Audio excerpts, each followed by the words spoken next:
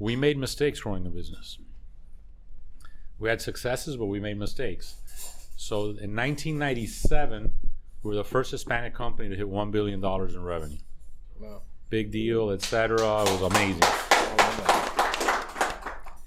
And then we grew 1999, 80, 98, 99, 2000. In 2000, there's a telecom crash. So if you guys recall MCI, Sprint, all these other companies, they all go out of business. Well, we did work for them, so we're creditors. So we had to write off half of our receivables. Wow. So at that time, our stock, just to give you a relation, had gotten up to like $60 a share. So in March of 2001, our stock was at $1.31. Wow. So I have a little sticker on my computer that has a date and says 131. We were basically worth nothing. And I learned a lesson. We are not worth what a number on a screen or a stock is worth.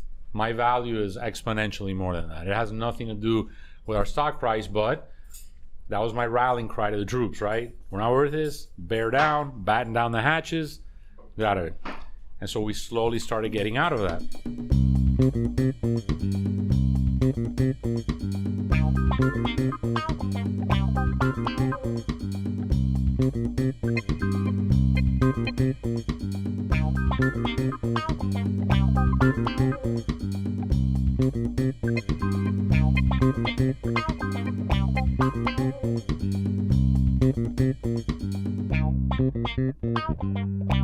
Hello. This is that awkward moment before all podcasts, and Nick takes like 20 minutes to get set up.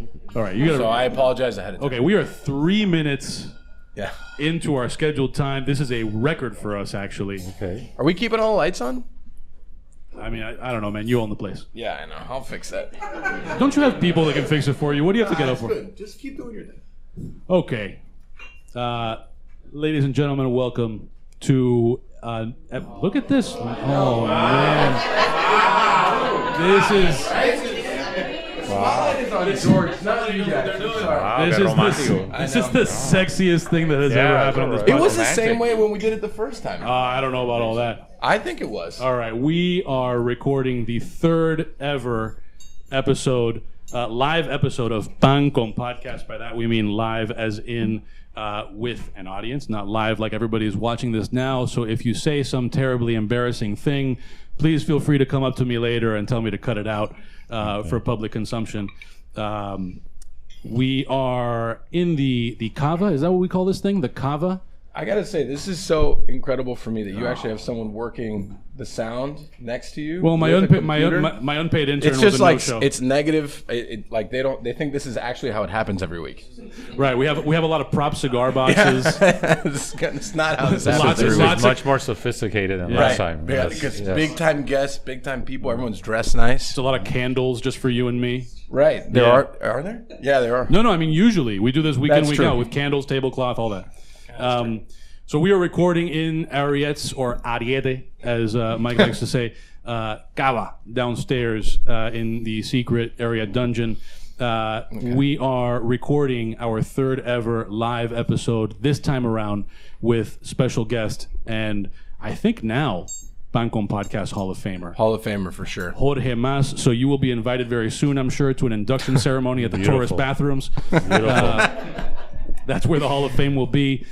Just to give a quick rundown of who is joining us here, and I would invite people who are around here to just raise your hands when people, when you hear your name called, so everybody knows who you are. We have Pamela Martinez of Beam Suntory over there. Also Joanna Peña of Beam Suntory. We have Jorge Mas, of course, over in the guest of honor seat. Brenda and Lawrence Popritkin. Lawrence, please do not call him the Hubs. He doesn't like it. But you may know Brenda from the Wet Palette. There's a trophy of hers sitting. Is it still there, Mike? It is still there. It's still on the bar at Ariete. Still trying to get that #1 spot. That's right. We are also joined. One star is never enough. Yeah. By Jonathan Drew founder of Drew Estate Cigars. I want to shout out Jonathan for all of the cigars and other goodies that you have in front of you, plus an ashtray that is upstairs. By the way, I want to also point out, I should have said this for Joanna, Courvoisier is what you've been drinking to this point and what you'll be drinking after this point. Thank you to them for supporting this and other Pan Con Podcast events. Doug Rumsam of, is it Rumsam or Rumsam? Rumsam, I got it right the first time, of Bordeaux Index. He is responsible for providing all of the wines that we will be having as pairings throughout this dinner. He'll also be jumping in to talk a bit about each of these wines as they come out. Mike, are we still having Manny come and talk? Chef Manny will explain each course. Excellent. We are joined by, for the first time, we're joined with a guest who is also Team DADE Media Group / Pan Con Podcast, Tatiana Cárdenas Santovenia over here. So thank you to Tatiana for being around. Ads at dademag.com. That's right, ads at dademag.com. It's all of your money. Care of Tati. Yeah. Diego Londoño and Susie Perez from Chef Smoke / The Barrel, also supporters of Pan Con Podcast. They make a pretty kick-ass grill as well. Sorry, it's not a grill, it's not a smoker, it's The Barrel. As well as some hot sauces. Some hot sauces that you'll be taking home with you tonight. Ivan, I'm sorry, I'm going to attempt this. Give it a go. Let's see what you got. Mladenovic. All right. Clap it up, Nick. That's right. Nice. Ivan Mladenovic and Sarah Silver Mladenovic. Eddie Fuentes is on his way. I hear that he is skidding all over the road to get here from Hialeah, driving very dangerously to make it to this event. Yeah. And Andy Gasidua, who I am told does all sorts of interesting things for Michael Beltran to keep him out of trouble. Great, thanks. Keeping Michael Beltran out of trouble full time. Yeah. So with that, this is where this is Mike's favorite part of the podcast, where I step away and shut up. It is the best part of the podcast. That's right. I just want to note again that Doug will be jumping in to talk wines as they appear, and I'll go and hand you the mic in a moment. Also, we're going to open it up to Q&A in maybe like the last 20 to 30 minutes. If there is something that you just like really need to get out, like you feel compelled, you know. This is compelling stuff. Yeah, just make sure. So I expect some compelling questions. Yeah, I mean, make sure. But I'm saying, like, if before the Q&A opens up, you just feel like you have to get something out, like it's just so good, let me know. I'll bring you a microphone, and it's on you if you embarrass yourself and it wasn't worth waiting until the Q&A. So that's it. That's all I got. Michael, the floor is yours. Take it away. Welcome to the next episode of Pan Con Podcast with me, your host, and Pan Con Podcast Hall of Famer and good friend, Jorge Mas. Thank you for having me, Michael. So last time, I don't know, it was, 2.5 years ago we did this? Yes. 2.5 years ago when we did this, it was right after the world had shut down. Yes. Yeah, the world had shut down, and we're like, this is going to be a few weeks, and we're going to be solid. Yes, right? And then we'll be back, and everything's going to be normal. I think from that point, you were supposed to open the season. Well, before I get into this, if anyone wants any background, like there's not enough on the internet on who you are, you can go to our original episode, which is, 175 ago, and you can get all kinds of background on who you are and how we're friends and how we used to be neighbors, but you left me and why we're here today. Right. So Nick is already flagging me down for something. That's right. Doug is gonna. We got a wine out, right? Okay. Am I mistaken? Good. There's a wine out. There should be. We're gonna Yeah. Okay. Well, I think it's best to get it out now, so we're not interrupting. Okay, go ahead. You let it rip, Nick. So we're going to start with 2012 Dom Perignon. 2012 was a vintage. There was a lot of curveballs for any champagne grower. There was frost, there was hail, there was rain.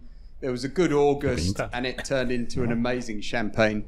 I was just saying to Jorge earlier that a vintage like that, or the 08 or 02, I would say you can hold on to and revisit in like 10 years. Amazing now, but this 2012 Dom Perignon is one of the best. Yeah.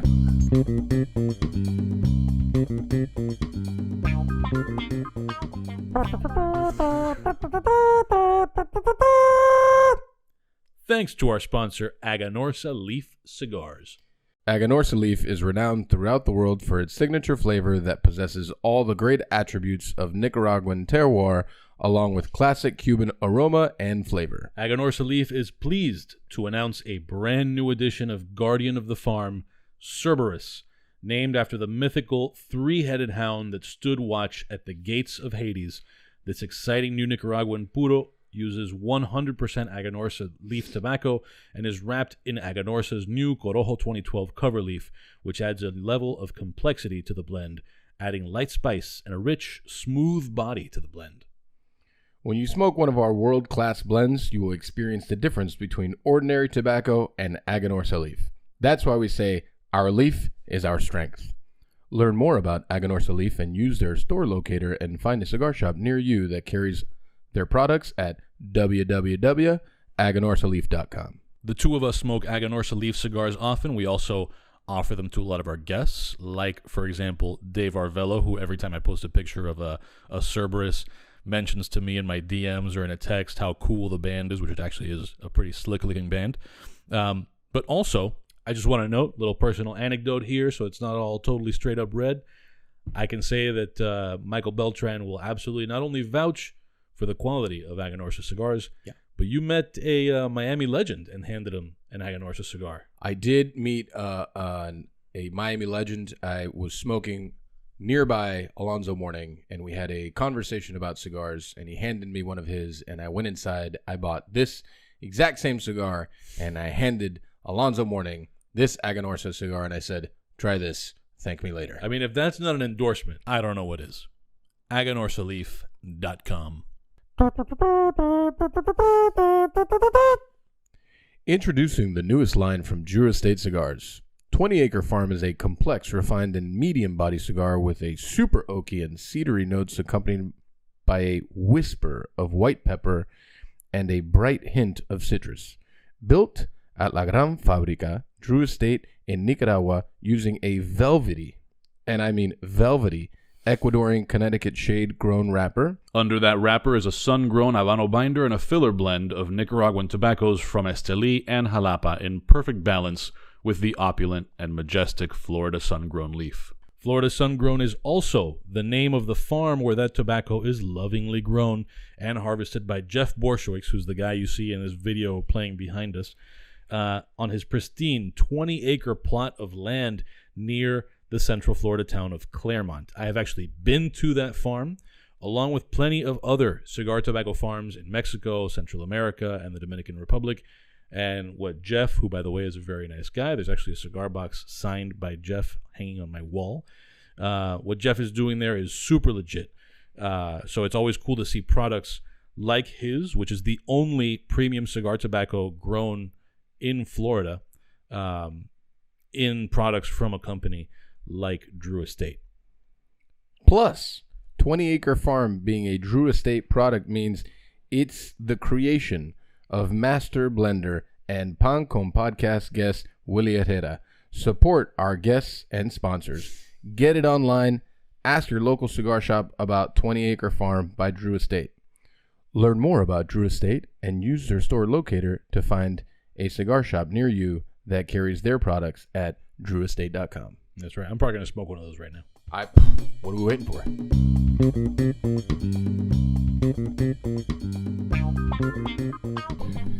So,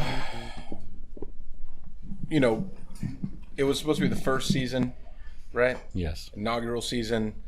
We were supposed to do a big lunch. A big one. Big lunch. It was like And the world ended. and then the world ended. Yeah. Listen, well, first of all, again, and I'm glad to see that I am a Hall of Famer now. You are a It's Hall my of Famer. first Hall of Fame induction. This is a Is good it? thing, yes, and anything. That's fantastic. But first of all, listen, thank you. And I am super proud to be here with you. First, because you're my friend. Second, for your success, for everything you've been able to do. Because 2.5 years ago, you know, when we were together, and I think we had an amazing time, and we have fun together, and we enjoy each other's company, there was a significant amount of uncertainty in the world. And what Michael's alluding to is, I got involved in bringing a Major League Soccer team to Miami 4 years ago. David Beckham had been given an option when he came to play in the United States after he left Real Madrid. And he happened to pick Miami, our beautiful city, which I am a proud native of. And he was having difficulty in getting the team started. And I received a phone call from the commissioner of Major League Soccer to see if I had any interest in getting involved, because he needed obviously people who had local knowledge and could help and acclimate into South Florida. So we met. I flew to New York. I met with David. We hit it off. We become super close friends.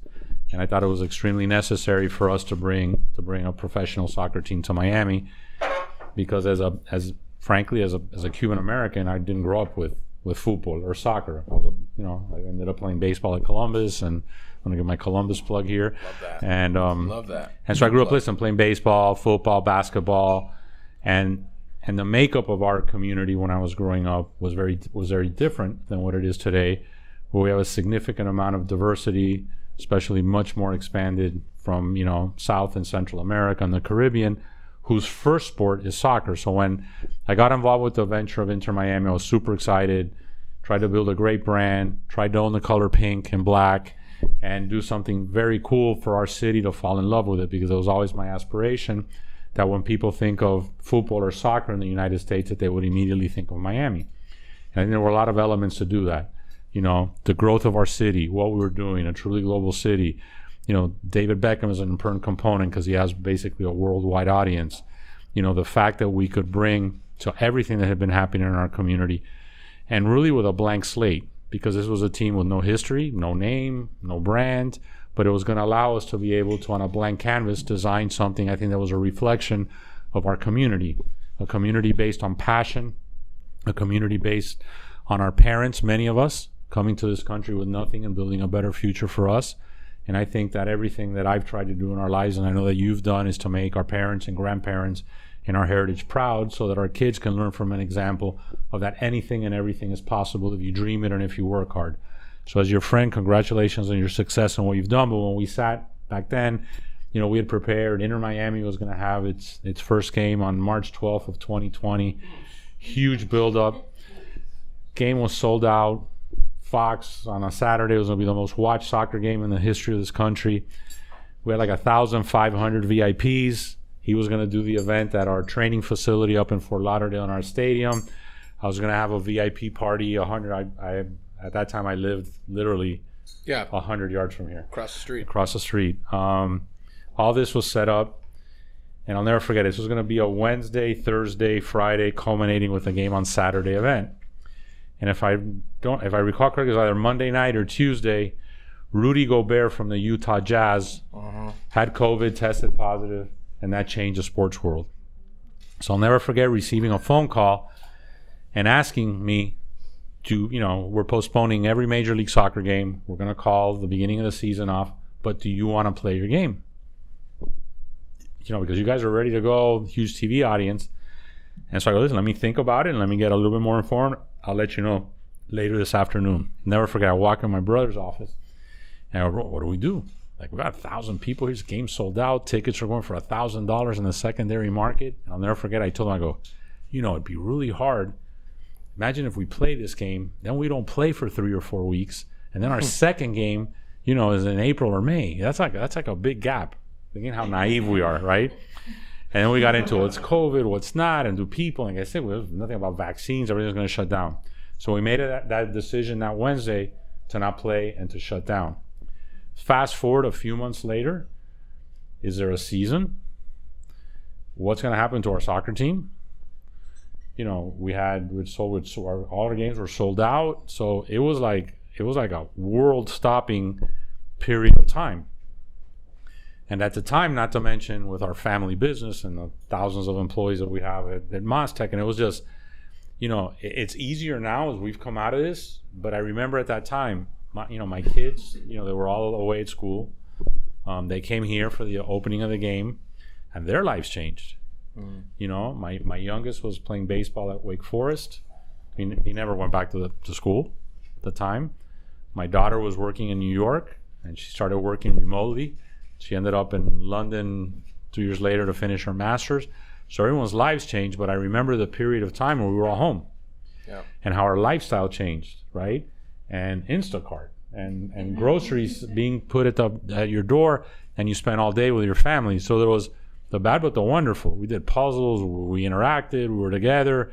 It was, I think, a true recalibration of what's important in life, right? Like what matters, you know? Listen, it was hard and it was harsh. Imagine with you and what happened with the restaurant business and things being closed and not opening, and do we ever get back to a normal world? Well, I mean, but it's also the same thing of recalibration. You know, like I tell people the story all the time, like we won a star in June, but the beginning of that obviously was 7 years ago, but really when we dug deep and said that we're going to make this something different was when the doors were closed for 5 months and I had nothing to do other than dream of like what it really could be instead of like what it's been, because we started with nothing and now we just had a little more than nothing, and a baseline of pretty much a clientele and a community of people that supported us. So I had months to figure out like how can we make this better. So it was a recalibration of a lot of things for a lot of people. Some people it was good for, some people it was bad for. You know, I think as people reflect on that time, there's a lot that went into it, and I think the mental aspect of like how everyone dealt with that it's gonna affect them for the next 10 years, you know, whether good or bad.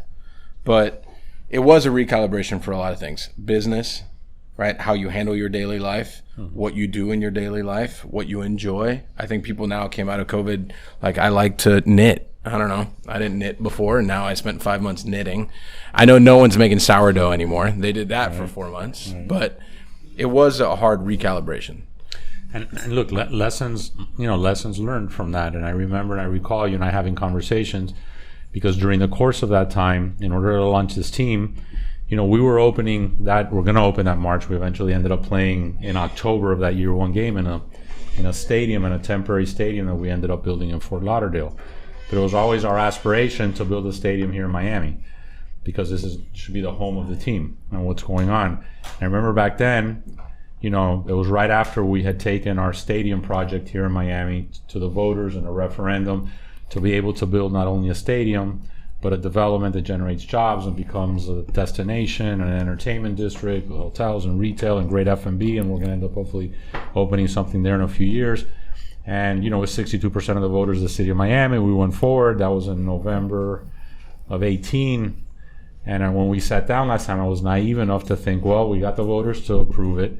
This will take 6 months to negotiate a lease, and I'll start building a stadium, and we'll be open by 2021. You know, fast forward, it's been a 4-year process of negotiating something in order to, you know, be able to move forward, which becomes a difficulty of, you know, dealing with city government, dealing with so many different interests. And the one thing that I took out of that is to persevere, right? Because there were so many obstacles put in our way to be able to accomplish something that I think is going to be truly transformational for our community in so many different ways. And it was just persevering and going through it, and no matter the obstacles and what happened, and dealing with city government and different interests and what you have and all of the uncertainty surrounding that is a life lesson. I think it's been a life lesson for all of us involved, that if you can dream it, if you can think of it, and you push hard enough, you'll eventually get there. You have to have the luxury of time to do it. You Patience. have to be patient. You have to know how to meander around all of these different issues and obstacles that go about. But, you know, but we sit here today. Our team has played for 3 years. We made the playoffs this year. We ended up losing in New York last week. I think we've been accepted enormously well in our community. Our stadium is a tremendous atmosphere where we play in Fort Lauderdale. In Miami, it's going to be even better. So listen, I'm very happy with the launch of the team with a million challenges, because once COVID hit, all of our plans went out the window in terms of what players did we bring, who did we sign, what did we organize, because the whole soccer economic landscape changed. But, you know, thank God we stuck with it. I think we're in a great place now. I think this is just a very early chapter of Inter Miami and bringing the soccer team here. And I'm super enthusiastic, you know, about the future. So just so everyone knows, in front of you is an amuse-bouche. You guys are supposed to eat this. The idea, if people don't know what an amuse is to stimulate the palate so you're ready for more food. I'm gonna explain that. Say it again. Are you ready? Yeah. I'm going to explain that because I'm going to make Chef Manny explain all the other courses, and he loves doing that, so it's going to be great. Question. So, like, after, obviously, I think we live in a world that everything is, I think information, whether good or bad, is, like, always in your face. After the whole thing with the stadium happened, what was reaction? How did you guys deal with it, good or bad? You know, it is a very public process. For sure. You know, it had to do with, you know, the voters and the neighbors and what they want, and converting, frankly, a municipally owned city-owned golf course to something different. Half of it's going to be a city-owned park. The other half is going to be an entertainment district. And I think the things that our community needs. I think there was a significant amount of enthusiasm in the early portion to build up. And I think because I spent a lot of time, you know, visiting neighbors and talking to people, because you want to obviously be inclusive and trying to deliver something for that community and that district and that neighborhood, which they want in order for it to be successful. I think over a period of time, there was a lot of frustration. It was they sort of look at me and go, why haven't you started? Like, we voted for this. Right. Like, what's up, right? Not understanding that the processes are really difficult to get there. Oh, yeah. I think it was a long period of frustration. Then there was a period, there was all these things that were going to get done, right? Like, oh, forget it. You guys are going to have to pivot. You have to get done. You're going to stay in Fort Lauderdale. Like, what are you going to do? So, but during all of that, you know, we kept pushing.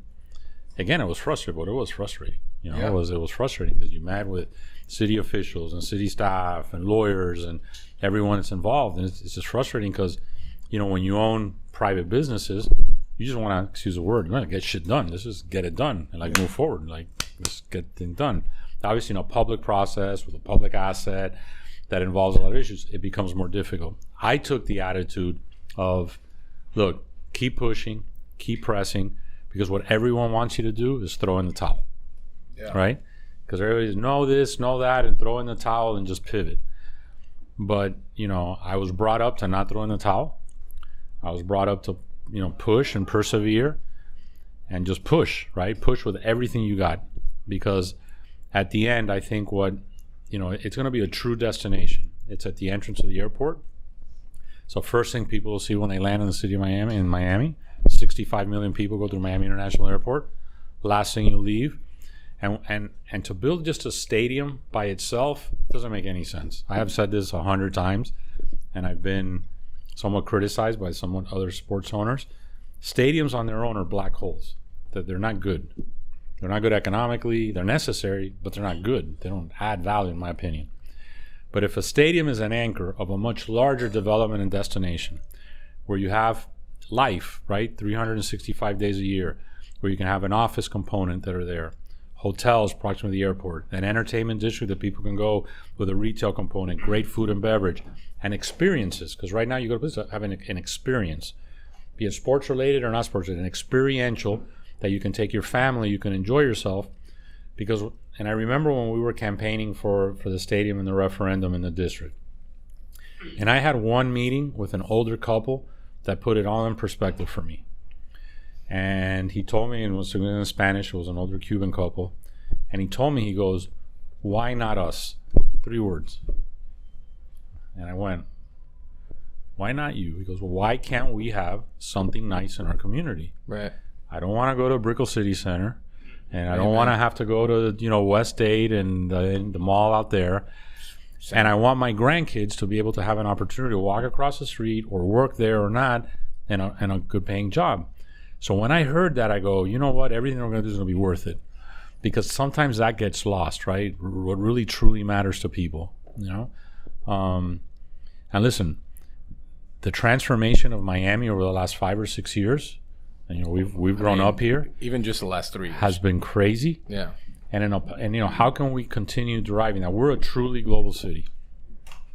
You know, Miami has to be the centerpiece of everything that's happening. And in the course of all this time in the last few years, you know, the United States is going to celebrate the World Cup in 2026. Mm-hmm. So there's a World Cup that's going to start next month in Qatar. And it's a world event that happens every 4 years. And I remember when we were making a bid to have Miami as a host city for the 26 World Cup, and I was at the presentation, and I was there, and it was, you know, all the multiple mayors and everyone who was there, I don't forget, this was at Hard Rock Stadium, and the head of FIFA was there, and a lot of the people who were presenting on our behalf, because I was part of the committee, trying to convince FIFA to pick Miami, and we were comparing it and showing, how Miami has the capacity to have Super Bowls and major events, etc. And the FIFA guy, he looked, and I know him very well, but he said it to the whole audience. He goes, guys, a Super Bowl is nothing. So he asked the gentleman making the presentation, how many people watch a Super Bowl? X, tens of millions, 100 million people. He goes, let me give you a number.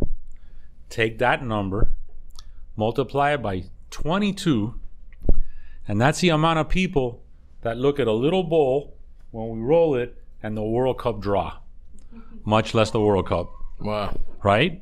So he goes, so you guys think these are big events? This event is like 20x of what you guys have ever done. And he was just making a point that this is a truly global stage and a global audience. Fast forward, Miami was picked as a host city. So we're going to be a host city for probably 7 to 9 games of the World Cup in 2026.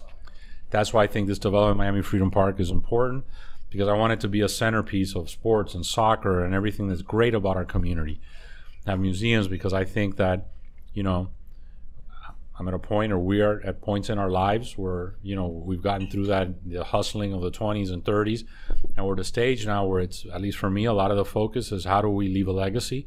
How do we leave an imprint of the things that we do, make an impact, as an example?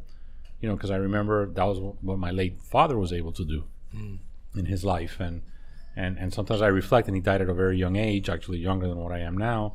But I always thought he was an old man. So it was weird. Like I'm at this age now where I have a 29-year-old son, and it's this is weird. But it's time about doing that. So, there's a lot of lessons learned. I tell a lot of people, man, just persevere through it, right? The ups and downs. And if you drive it enough, and you listen, you've had 50 obstacles and challenges in what you've done just today in your life, and just today, right? Just today.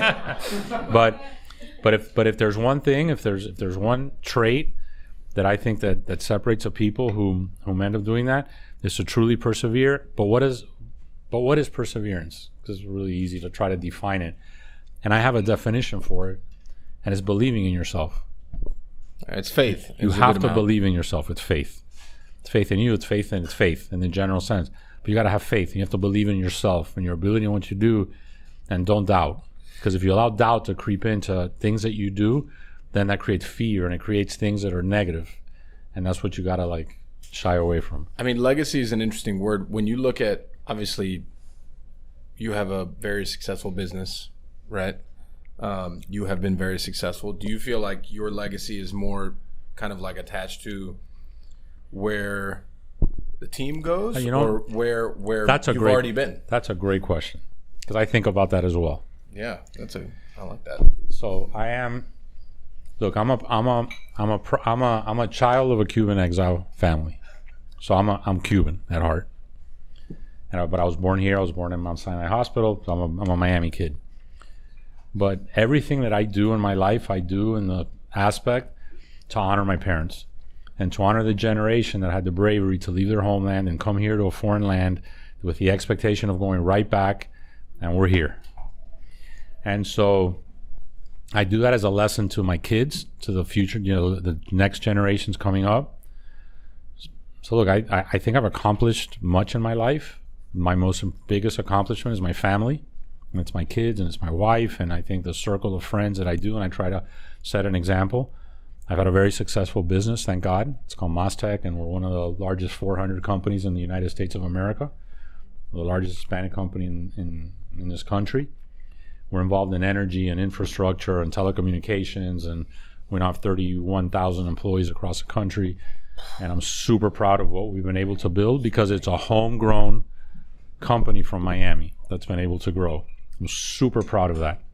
So is that my legacy? But then I'm involved in this super high profile project. And to be honest with you, I'm actually surprised. This is a high profile issue. Listen, I'm the first Cuban American owner of a sports team. That's a big deal. I don't say that a lot, but that's a big deal. Yeah. And so I have to honor that. So I do think that what we do with the team is part of the legacy. I do. I've had these conversations, frankly, with David Beckham, an amazing soccer player, a global figure, super genetically blessed, like a struggling guy, like the whole deal, like, right? So you think of that, and I asked him the same question. And he, frankly, if he were here, he'd tell you places enormous importance in bringing a team to Miami and building it and making it for the same reasons I'm talking about now. So you got the perspective, guy who's an uber great soccer player, a global figure, everybody knows who he is. And he places more importance in his team here than in what he's accomplished. So that I do think that if I leave a legacy, I think a lot of it is that. I like to believe that think a legacy that also has to do with building a great business, of never forgetting my roots of Cuba, of trying to help Cuban people be free one day, which I've been very engaged in that. So I think it's in all of the above, but there's no question that from a narrative point of view, having a internationally recognized and global soccer team here gives me a different platform to talk about our city, to talk about our aspirations. And so, yes, I think the team is giving me a very different platform to expand on that legacy. Love that. That's perfect time for timeout. Can I get Chef Manny so he can explain this or no? Come eso, tú. No, I don't eat when I'm... No. Está rico. No.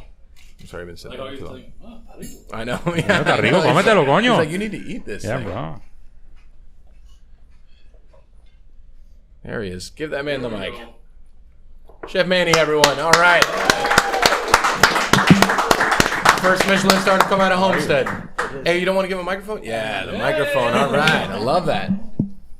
All right, so today's first course, we have a citrus-cured snapper with caramelized plantain and a toasted sesame and basil vinaigrette. Beautiful.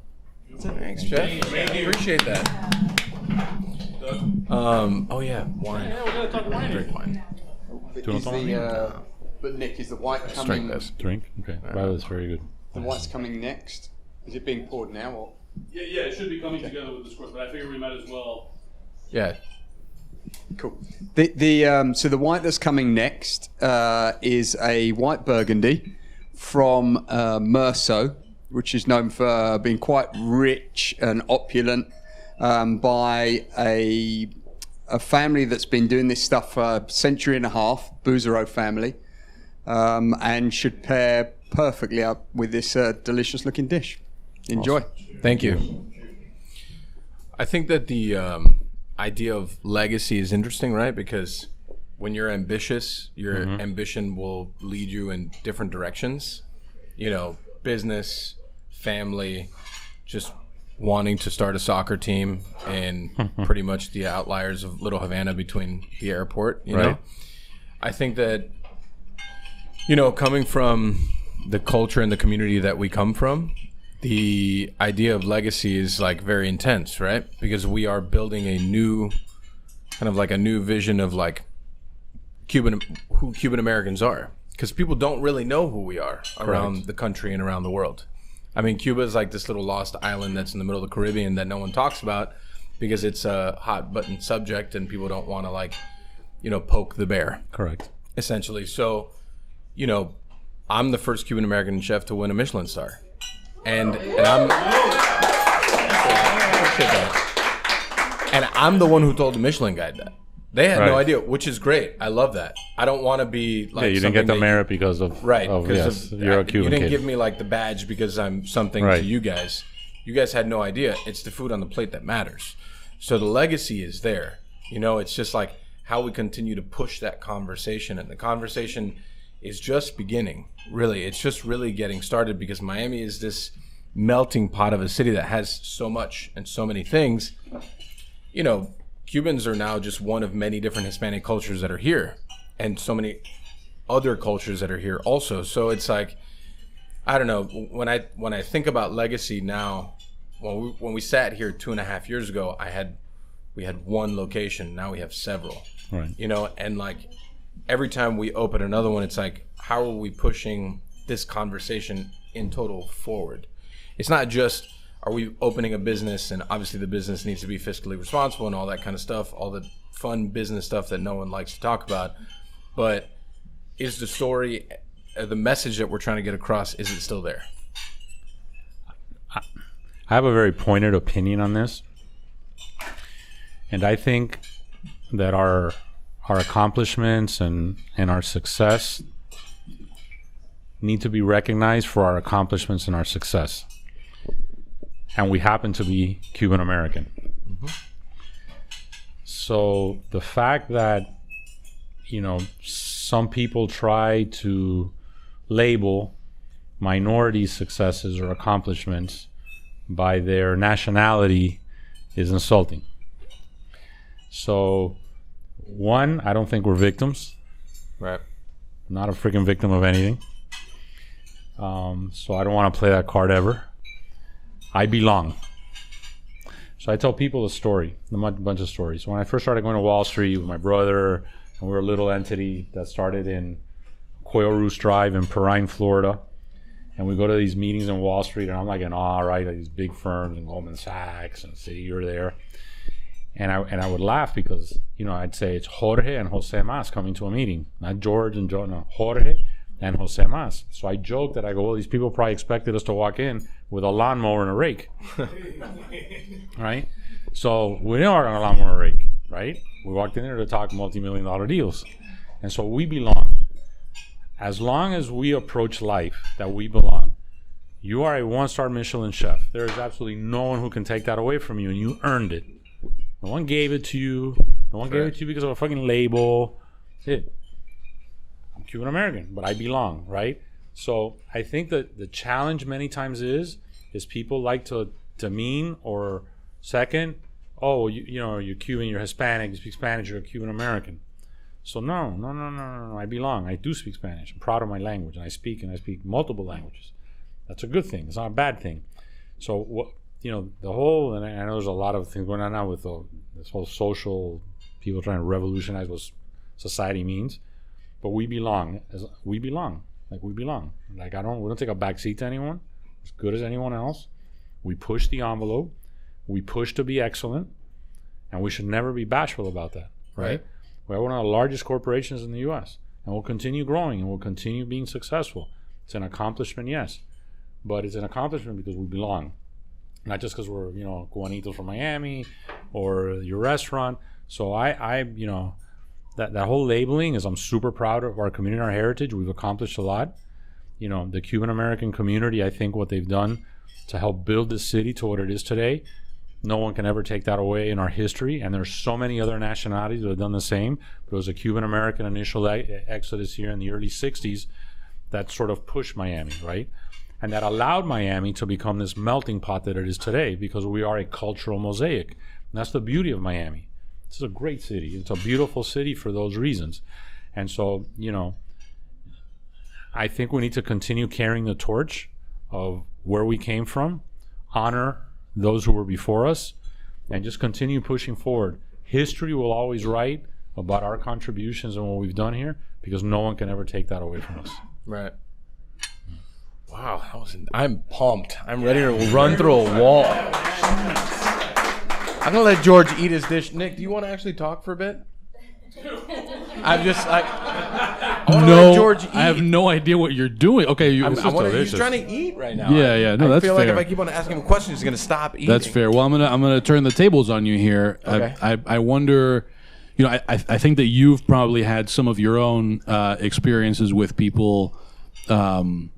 I guess framing what you, not just what you, but you and Ariette have done in a way that makes it like, oh, it's significant because of this narrow category. And like, that may be true, but I wonder whether you have some of that same kind of like gut reaction of like, no, actually what we're doing is significant because it's significant. Right. Not just because it's Cubanly significant or Miami-ly significant. Cubanly is good. Yeah. That's a good word. Yeah. I don't know if that actually exists. Bigly. Yeah. Oh boy. That's a whole other can of worms. I feel like, I think when it comes to any of our accolades or success, people are just like... You're currently talking into the back of the microphone. Well, I'm trying to talk to you. It's very difficult. Well, talk to them.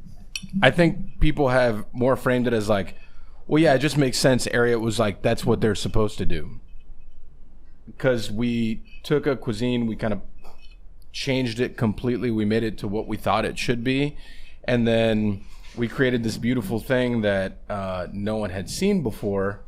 And people were like, well, yeah, of course, you want a star. What do you mean, of course you want a star? Like, that doesn't really work that way. We worked very hard. We changed the conversation behind an entire food culture. It's not just black beans and white rice anymore. And we're going to continue to do that. And I'm very proud of that. There's been a lot of chefs before me that have done similar things. We were just lucky enough to, be at the right place at the right time, which is, Miami now has Michelin stars. 20 years ago, they didn't. I think when Douglas was cooking 20 years ago and Norman was cooking 20 years ago, they probably would have won a star too. So I don't know. I mean, people frame things to whatever conversation they're in. It's kind of like when people say, oh, well, Pan Con Podcast is obviously the best Miami Cuban-American chef-led podcast in Florida. But we're more than that. Yeah, we belong. I guess so. I guess we are. We belong, Yeah. damn it. I mean, it's nice of you to put it that way. All right. That's enough from Nick for now. That's good. By the way, I like Cubanly. I like that. Cubanly is good. We should put that on a shirt. Trademark that. That's really good. Cubanly. I'll let you have that one. Okay, good. That's good. Yeah. Cubanly, I like that. So talk about we talked about this a little bit before the podcast started, which was obviously you've experienced a solid amount of success in your life. But people always focus on the success and not really on the hardships. And obviously I feel very fortunate that I have friends like yourself and other people that have been through this before and have experienced a lot of things that I maybe am experiencing now or will in the future. And, growth is difficult. Going through growing pains, as people like to simply put it, any kind of growth is difficult. Any kind of as you try to grow to keep your standards, your execution, whatever it is, there's a lot of hardships behind that. And we experience them every day. I wasn't kidding when I said I probably had 50 obstacles from the second I woke up to right now. What were some of the biggest ones in your career that I think you would look at as that was a point in my life that really made a difference? I think points and I'll separate and I'll focus more on the business side of life, which is part of the fabric of life. But it was trying to learn, listen, and we've been through hardships, and this is sometimes I recall a lot of conversations I'm having with my son now, because we're Fortune 300 something, big company, 12 billion in revenue. It's we're a very different animal. That's not who we are. We started literally on Quail Roost Drive in Perrine. We would dig ditches for the phone company and for the electrical company. That's what we did. We dug ditches and we put cable in, and that's how we started.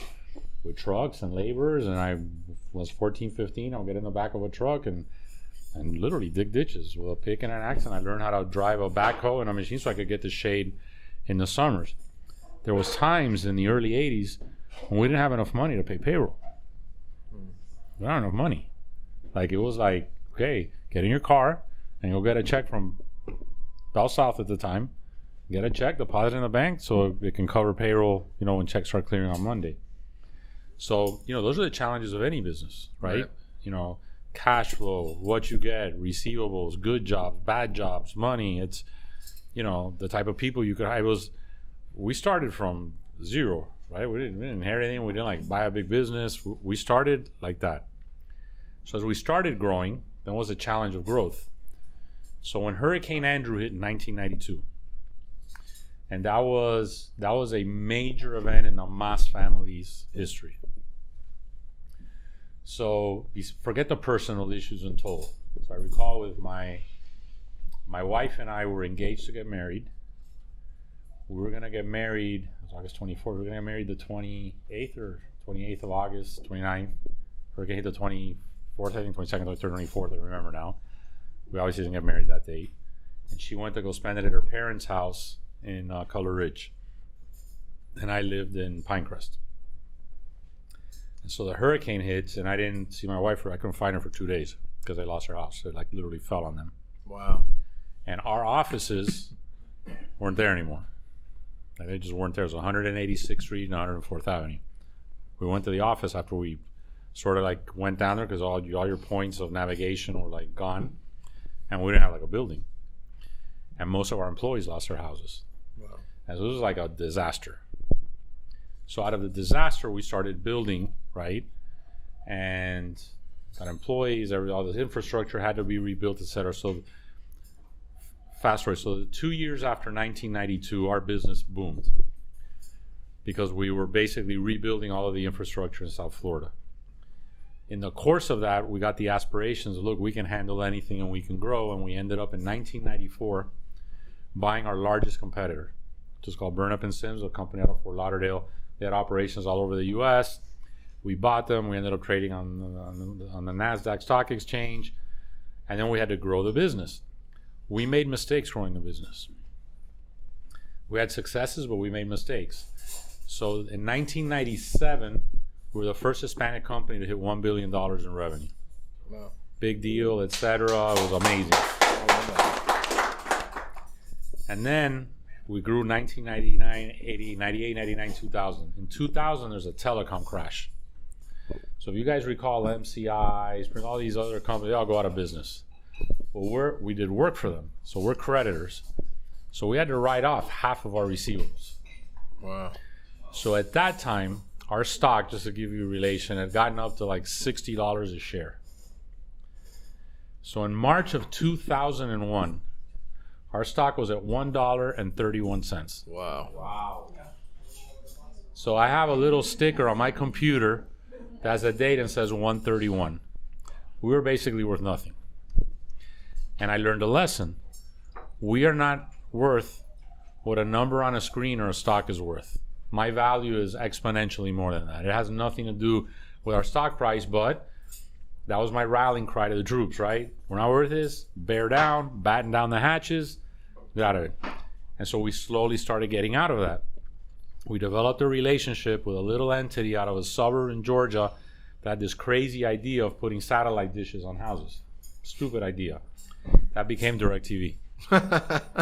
So we were the largest and still are provider of DirecTV. All the DirecTV trucks all over the country, installation systems were all MasTec employees.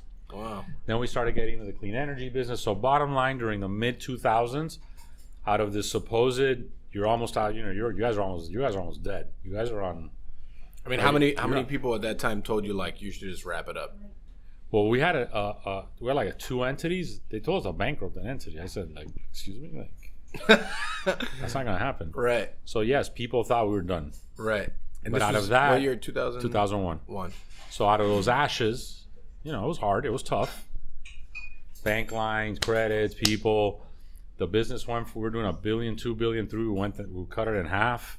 Yeah, it was like tough. You learn lessons from that. So your successes and our successes are a product of learning from our bumps, our obstacles. And you fail at things, absolutely, but you have to recognize those. You know what you need to do? You need to embrace that. Right. You can't like ignore. No, embrace it. What did you do wrong? What didn't you do wrong? Integration of this business, it was wrong. It wasn't growing. What are you doing? And you learn. And basically, when the crash, the 2008, 2009 period, where a lot of my friends' businesses were suffering, we were like this. So for the last 14 years, we've been like this, because we took the lessons we learned. We got into the right businesses. We learned how to execute.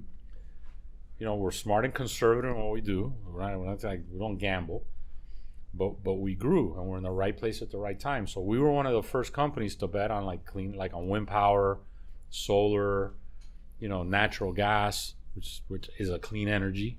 It's a clean energy. So we bet big on those, and today we're in our business. We're the largest of what we do. So have we had struggles? Absolutely. And at those times, you have to, adjust your life and your perspective. Your perspective changes. 100%. At the time in 01, I had Michael had just been born. I had 2 young kids. Their epiphany. You were there. Your life. You're raising a family. You're doing a business, and it's challenging. But again, we put our nose to the ground, bear down, batten down the hatches, and just pushed. So you learn from those lessons. So as you get older, I was like my wife says, oh my God, you were so uber aggressive when you were younger. You're much more like chill now. And I says, look, it's not being chill or uber aggressive. It's just that this same problem 20 years ago I would have gone through that wall to get to your kitchen. Now I go, there's a door there. Just open the door and go through it. I think that's a great analogy because that's how, Well, I mean, I find it like, it's interesting, right? We turned 7, obviously not as long as you guys have been around, but we turned 7 in January. And there's been, in the 7 years, there's been several times that delicious, by the way. Yeah, it was good. Yeah. There's been several times that I'm just kind of like, I don't know if we're gonna make it to like next week, but we're gonna keep going. We're gonna keep going, not being able to pay payroll. Well, listen, but 7 is amazing because this is like dog years for restaurants because our business is different, right? Yeah, like we're like in a business of recurring nature. The fact that you've gone 7 years, let's look at the example. You named some very renowned chefs earlier. Yeah. Right? The different iterations, what they've done. The fact that you've been steady and been able to do what you do and you're building on your platform without losing, and I'll talk as a customer. Yeah, I love that. Without losing the quality and the charm and everything that made this special, because that's your challenge. Now I'm not flipping it. I'm asking, I'm like I flip it on you. Your challenge is, when people try to build, like multi-restaurant models. Right. Do you lose what got you there? Mm-hmm. Do you lose what got you there? And the key is to not do that. And you haven't. You're good. Like right. Like. Oh, we're better. You are. We're better than we were. This is amazing. So you're better. That's the key to success. Yeah. Lesson learned. Right. Which peers and other people continue to make mistakes in that. Like I see it with my peers and companies I compete with. It's just I'm older because I've been around 5 cycles already. And I go, coño, he's doing the wrong thing. Like, well, it's perspective. Stay small. Perspective. Stay small. Well, Don't grow. When I look back at the last... Generate money. Generate cash flow. Have what you have, and then stay small. When I look back at the last, 7 years, there's several times that I'm just kind of like, fuck, man. This was a very difficult point. Like, I struggled through this, but we pushed through this incredibly hard, and we will continue to push through it. Now, 7 years in, when I get... Obviously, there's hardships every single day, and they're just like, well, why are you so calm? I'm like, we've been here. I've been there, done that. We've been here. The only difference is that you will fail. There is failure every day, but just fail forward. Continue to push yourself to be better today than you were yesterday. And then be smarter than you were yesterday, too, because you have to learn from the failure. Like, it's okay to fail. Chef Manny, enter Chef Manny. This, by the way, the aroma, this smells. Tamal en cazuela. Sí, pero tú no es un tamal en cazuela like my mom made it. It's different. Yeah. All right, guys. So the next course is our tamal en cazuela with main uni, red pepper sofrito, and then we have a pork fat foam to finish. Thanks, Chef. Thank you. This is actually built off of now completely different from my grandmother's recipe that she gave me. And, I mean, it's very different now, but the first iteration of this dish was served at family meal. Really? Yeah. When I worked for Norman, and he was like, he just came to me after family meal. He was like, man, that was really good. I'm like, yeah, it was my grandmother's recipe. He's like, let's just put it on the menu. So we put it on the menu with just shaved black truffles and truffle jus on top. And it was one of our top sellers for 6 months. It was a really good dish. Now it's different seafood and interesting and weird, which is more our bag. But anything with uni is good. Anything with uni is usually good. How are we all doing? Is there any like very intense questions that need to be asked or no? Only intense ones. No? Man, you guys are really missing out. How about if I ask you a question? Ask a question, Nick. So you just mentioned how this dish ended up on a menu at one of Norman's restaurants. Talk about how you handle that. Like how you handle people inside of your company coming up with something, wanting it to be on the menu. What's the process of that? That's a great question. Yeah, it's very. Yeah. I mean, do you handle it deliberately differently from how people that you've worked under handled it? Like, what did you learn about what to do, what not to do, what to value, what not to value? So I will say that when I worked for Norman, it was when he was a little longer in the tooth than when he was young. So, when I worked for him, I had the opportunity to put food on his menu often. When I left the restaurant that I worked from at, half the menu were dishes that were mine. Now, what I learned from that experience, the fact that he invited me into like more of a collaborative, creative circle, was the fact that he invited me into it. After that, I worked for other people that were not so creative and collaborative and more egotistical, and they just kind of wanted to be like their own thing.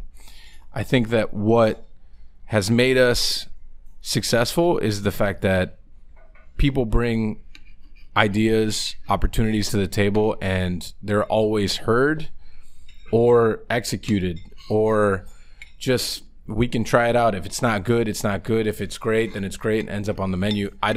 For me, it's not an ego thing. I really just care about great food on a menu. And like in this space specifically, like this one, are you listening? No, you're not? All right, cool. I don't know. You're just, this space specifically is the most collaborative space that we have, because the talent in this room and in this restaurant is probably more than any other restaurant on the East Coast, I would guess, in my opinion. I know I'm a homer, but yeah, I would say so. And that's, yeah. What's happening? If you're taking questions, I want to Mike. Oh man, we got a question. I love that. I was just trying to make sure Petey got his food, you know. Petey's eating. Who? Him? Yeah. You were neighbors? Hold on. No, not real neighbors. You first. So question for you all, but also for all of us. Jorge beautifully talked about identity. You know, our identity, our pride, our game as Cuban Americans. And then, you know, you have children. Your youngest is 22. Yes. Mine's 13.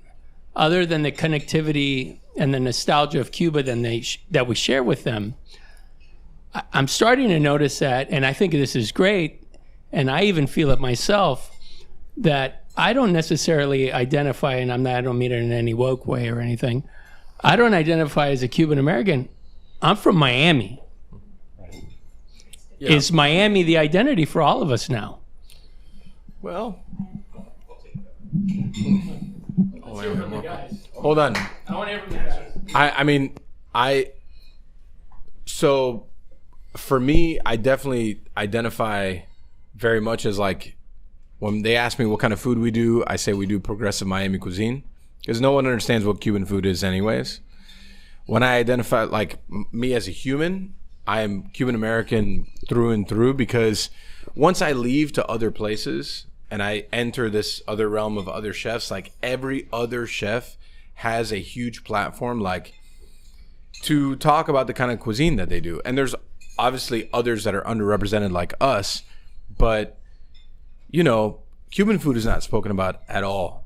So if I can have even just some influence on the fact that someone's going to like research the history of Cuba at all and see how fucked it is, just by me saying that I'm Cuban American and like this food got us a star, then yeah, I'm going to talk about it.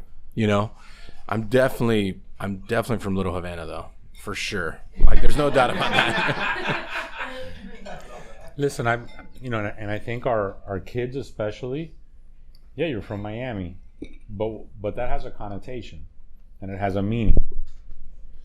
And I think it especially has a meaning for the kids whose parents have a background that's not necessarily a United States of American background. I think it has a different meaning. And I see it from my daughter in London. So she's from Miami, but everyone sees that, you know, she's a Cubana or a Hispana, or there's something there, right? And I've seen her have conversations, because whenever she's in London, this is just her, right? Oh my God, you're Cuban. Oh, what a nice this. And we went here and there. And my daughter stops him like instantly. No. She goes, A, B, C. She's like drilled, right? A, B, C, D, F, G, right? She defends what's happening on the island. The fact that going there as a tourist is not good. Like all of those things, not taught, felt. And that's the difference. They still feel it. The next generation, that's all going to be a different issue. But in this generation, yeah, you're from Miami. Yeah, that's fine. I don't look at that as like a slight Cuban American, like Cuban Americans, isn't it? No, you're from Miami. But Miami has a connotation, and there's an understanding that Miami is a true melting pot, right? I say many times joking at like the owners' meetings of a Major League Soccer, Board of Governors, 9 NFL owners, the whole deal, and I go, we're the capital of Latin America. Yeah, no, I mean, you're not wrong. No, I say that. We're the capital of Latin America. 60% of Hispanics, Miami speak Spanish. Like, that's just what it is, what it is. Like, yeah, it is what it is. Like, there's no denying it. So, yeah, I mean, I think I should be proud of them. Yeah, I say I'm from Miami, too. I'm just saying I always feel American, but yeah, I'm from Miami. It's a new idea. Yeah. I know Diego had something. So you guys have spoken about a lot of good stuff there, which is amazing, right? And I think that a lot of what Mas has spoken about is two sides, right? He's spoken about his business, which is, the ground of what you've done, and then also about your soccer project, which has been, I think, what you said, it exposed me to a whole new world that I couldn't believe what I did, right? That flash of that, right? Like, we've done so much in the business world, but the variety of doing the soccer is impactful. And I will tell you, I am a Colombian kid, right, raised in a Cuban community, right? I'm a Westchester kid, raised in a Cuban community, and I consider myself to be a Colombian Cuban, right? Because you can't, right? How can you? Welcome. How can you? We're for life, right? So it's you can't escape it. When we saw that you got behind the project of the soccer, what I told my friends is like, this is somebody that's going to make this reality for us, because my wife's Cuban, right? For us South Americans and Central Americans, that's a reality that we've wanted for a very long time, right? Because it's very near and dear. You said I didn't know the sport. You said I didn't know the sport, right? But for us, it's near and dear, and we're like, this is somebody that's going to bring a certification that's going to make things like a reality. And what you guys have done, the challenges, the perseverance has been for a big community in Miami, because this has been a Cuban community, but slowly but surely it's becoming I think South American community, Yes, like a very big Central South, right? Now we're global, like you said, we are the hub for Central South America at this point when it comes to e-commerce, any commerce that you can think about at this point, right? We thank you for what you backing what we do, right? It's a big push. We've always thought we needed somebody to bring that backing behind it, and the fact that you had the vision to see, and I believe it's going to be world class no matter what happens, right? World Cup, MLS, whatever we do, we thank you so much for that. That's 100%. Thanks. And chef, amazing. Me and my wife come here all the time. We always say, nobody serves a better dish than Adia. The food here is always amazing, man. You guys are absolutely, what you do every day is top shelf, bar none. 2 stars on my book, 3, 5. If I could give 2 stars. 2 stars should have been the thing, but I'll take it. I appreciate that. Listen, thank you for that. And that, by the way, that's what inspires and drives us every day, because it's important to be driven by something that inspires you, that you have an aspiration for. And I see it during our games. To see for 90 plus minutes, our supporter section, standing room only, 35-degree rate, singing, smoke bombs, flags, every nationality, kids, moms, dads, abuela, up there like going crazy, is an atmosphere that you do not see in typical American sports. You do not see that. And that's amazing. So the reason that I was first pushed into this is my first experience with football, soccer. I was 13 years old, and I went to my first match at the Santiago Bernabeu in Madrid with a very dear friend of mine. And I thought it was the coolest experience on earth, because the first time I was able to drink wine out of a bota. A pouch. It's pretty amazing. But it wasn't that. It was a whole day affair. So it was like, oh my God, like I've been to the Orange Bowl, I've been to a million events. I go, wow, this is crazy good. And that's hooked me on the experience, and that's what we want to translate here, right? And then I had an event maybe 13, 14 years ago, late 2000s. I was in Buenos Aires and I went to a River Boca match at La Bombonera. That's crazy. That's crazy. Bro. You thought the crowd was good. That's crazy. It's nuts. That was it. I go, wow. Yeah. Like I don't know what this is, but I need to go. No, it's a stadium, La Bombonera up, the rivalry. Hey, bro, you can't equate it to anything here. It's not Yankees Mets. It's to the point where the fans have to exit separately. The home team stays behind, And then the way leaves. and Yeah. they allow the other team to exit first. That's how bad it is. I love that. I love that. No, it's and I went, wow, this is like amazing. La Barra Brava, the chants, because most of our supporters groups they're fans of either Racing or others. It's a very Argentinian, Uruguayan, like our chants and what they sing and they do. It's amazing. And our supporters travel. So New York, we had like 700 for our playoff game. But the most we had is we went to Orlando and we had like 1,500 of our supporters in Orlando. They were louder than the home. But then it's got a little nasty and wasn't good. But it was. I mean, sports do get like that. Yeah, it's a great culture. It's a cultural issue. It's really good, really good. What was your question? You had a question. Well, I was gonna. First, I should ask when is Messi coming, but that just. I get asked that a lot, by the way. So Yeah. just kidding. I was just wondering how you guys met. So I actually you mentioned the neighborhood thing, but I don't. I mean, he was my neighbor, but across the street from the restaurant, not from like actually where I live.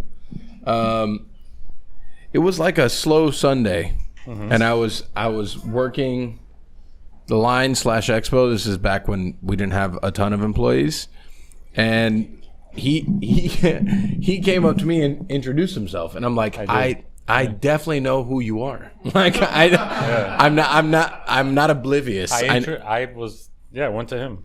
Yeah, and this was back. So I when, thought he was like awesome. and equally, and this is back when we had the half wood grilled chicken on the menu. Yeah. Which your wife is a My huge wife's fan favorite, of. yeah. She's still mad that we took it off the menu.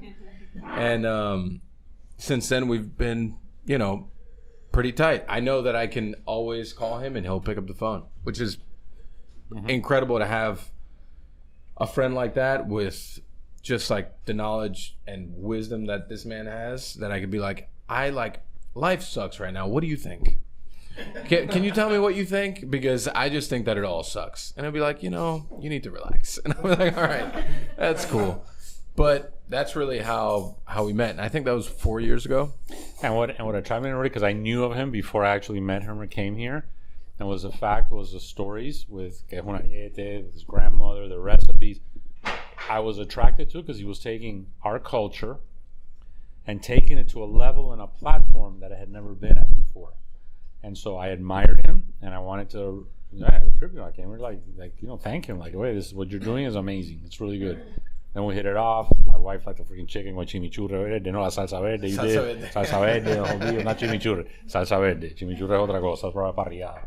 It's it was amazing. Then when you took it off the menu, she got like pissed. She was mad. Told you. Yeah, I know she did tell me. Yeah. And then I cooked Noche Buena at my house. Yeah, that's right. I cooked Noche Buena at his house.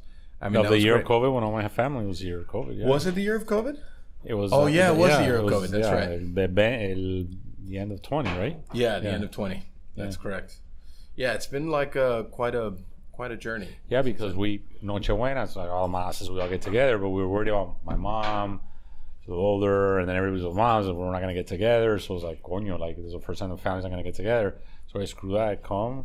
Hicieron un lechón asado in my house. It was amazing. It was good. It was way too much food for just like 8 people, though. Yeah. Because it was like us okay. and like you 6. It was way too much food. It was. But I'm good for that.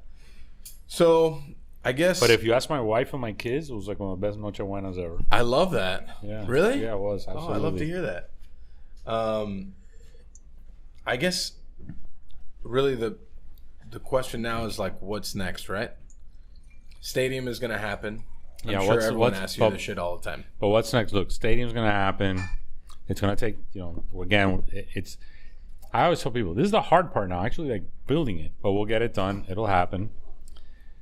I am super excited about our team next year because we're not the only ones that believe in Miami. Miami's a great city. I think we're going to attract amazing players here. So I think that the eyes of the soccer world will be here next year. I love how pumped you are about this. So it's going to be like, it's going to be amazing. Because like, you know, like business is business. Right, but then when you find like a passion project, yeah, no, business now is like MasTec's phenomenal, great, but I'll let my brother run that. It's okay. You're right. He's super talented. He's amazing. I've been doing that for I left college. Like, okay, yeah, like this is fun. I'm having a blast. I love that. It's very challenging. It's hard. I hate losing. I'm super competitive. Same. I can't talk to like during a game. Like this game last Monday was a city field. It's friggin' raining. It's cold. It's Gonzalo Higuain's last game. He had an amazing run. We're playing on a baseball field. Great, good 30 minutes. We're there. I thought, it was offsides and a goal. We go up 1-0. I could tell we're going to start getting shredded in the midfield. I am super pissed off. Great. But there is a flip side to my New York story of losing last Monday night. So knowing it's a challenging game, so it's myself, Aleida, my kids, and David Beckham and his son Cruz. So what I made sure was when we were in New York that we had great food. Okay. So we had lunch at Le Bernardin. Oh man, I've had lunch there. Amazing. Yeah, it's great. Right? With Eric Rupert, etc. Great seafood and great wine pairings by our sommelier, Aldo Sam was great. We go to the game, it's bad. So I see David on his phone. Boss, like, we're going to forget this, we're going to eat on the plane. So, this is all bad, etc. So at our plane shows up the owner of Lucali. Oh, nice. With 4 pizzas, calzones, meatballs, yeah, and the friggin' dessert thing. So on the way back, we got stuffed with food. I mean, that's so a it good way started to forget, eating, right? And it finished eating. Yeah, that's a good. Right, there we go. That's a good way to forget. Yes. I just actually went to New York too, and I had some really great food. Yeah, I mean, I think what's happening in New York is I think New York's really different than I was used to seeing. But what does that mean? It's great food. Tell me what that means. It means that I always looked at New York as the beacon and financial center of the world, had a different buzz. Super fan of New York. When my daughter was living there for 2 years, it was amazing. So when I went back a year ago, it was a different city. It wasn't the New York that I knew. It was dirty. It was, you don't want to walk the sidewalks. My daughter has an apartment in Gramercy Park. I wouldn't let her live there. The restaurants, for half of them, were shut down. This is a year ago. When I've been back, it's getting better, but it's still not the New York that we know. And my friends that live there, with the crime and everything that's happening, a lot of them are moving here. But New York will be back. New York will bounce back. New York's going to be amazing, but it's going through a tough period now. I mean, I think, like, after what the world just lived through, I think New York's amazing. But yeah, but it's also like everyone has had a different trajectory afterwards. Yes. Obviously, Florida was on a different path. We're different. Yeah. Then we are definitely different than the rest of the country, and we are, I think, in a place right now that we can capture a lot more than the rest of the country can. But it's hard when you go there, living how we do here, and going there and seeing the contrast is hard. Like, I went to Major League Soccer's offices in New York. They're there. I always go. 20% of their employees in the office. 20, maybe. Right. It's weird. Like at MasTec, we don't have 100% employees. We don't. We got 80. Right. 70, 80. It's for me. It was just a contrast. All it was a contrast. I'm not good, bad, or indifferent.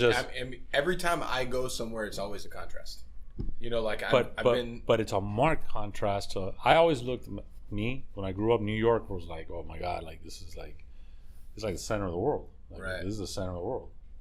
I mean, but wouldn't you say that a lot of people nowadays say that Miami is the center of the world? Yes, they all want to be here. They all want to be here. San Francisco, Miami, and New York, they want to be here.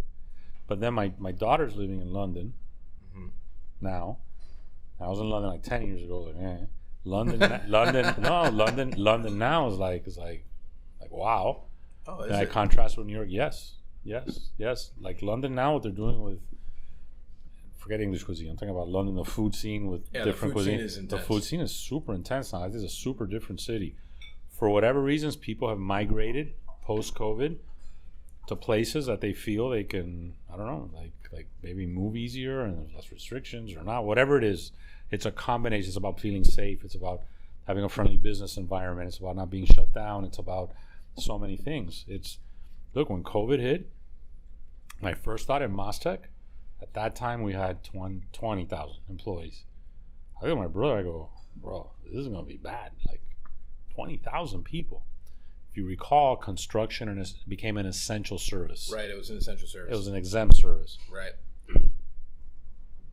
We laid off barely no one. Our employees that couldn't work only couldn't work because of government mandates in areas they were that kept certain people working. All those essential service. But thank God, frankly, during COVID, we grew. Yeah. Thank God, right? But I've been to some of those cities, and again, I don't want to get into like, brother, I will, if you want to put politics, I'll talk. Cause I have no filter in my mouth. I go to so many cities, I go, people are retarded. Like, what's going on here? Like, I mean, this is ridiculous. What is the real, like, let's talk about this. So why is Miami what it is today? And what is Miami going to be over the next 10 years because of what's happened over the last 3 years?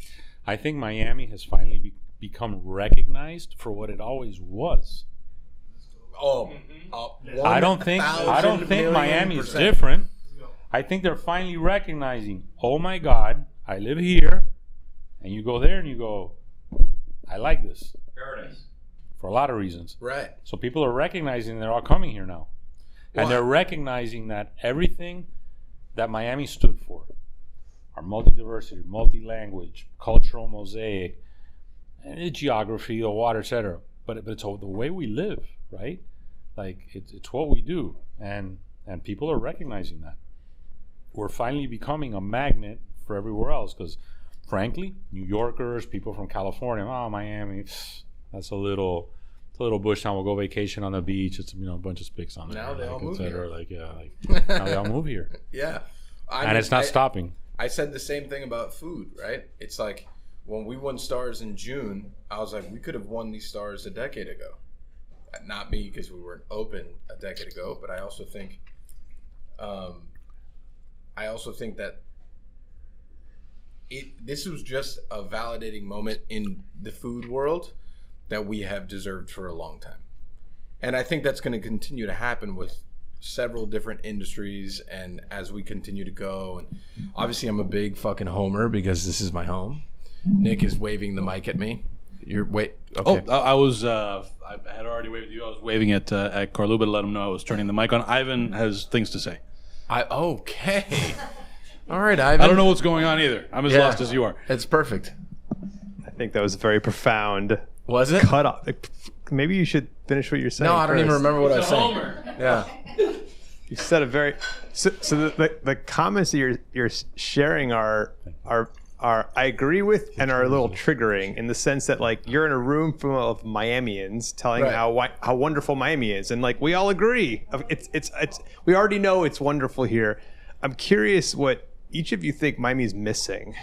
Like what do we really need, or what do we crave? I mean, you have incredible amount. I'll also answer that. You have an incredible amount of capital coming to South Florida. You have an incredible migration of people coming to South Florida for a variety of reasons during the pandemic. But what are we missing as a city in order for us to be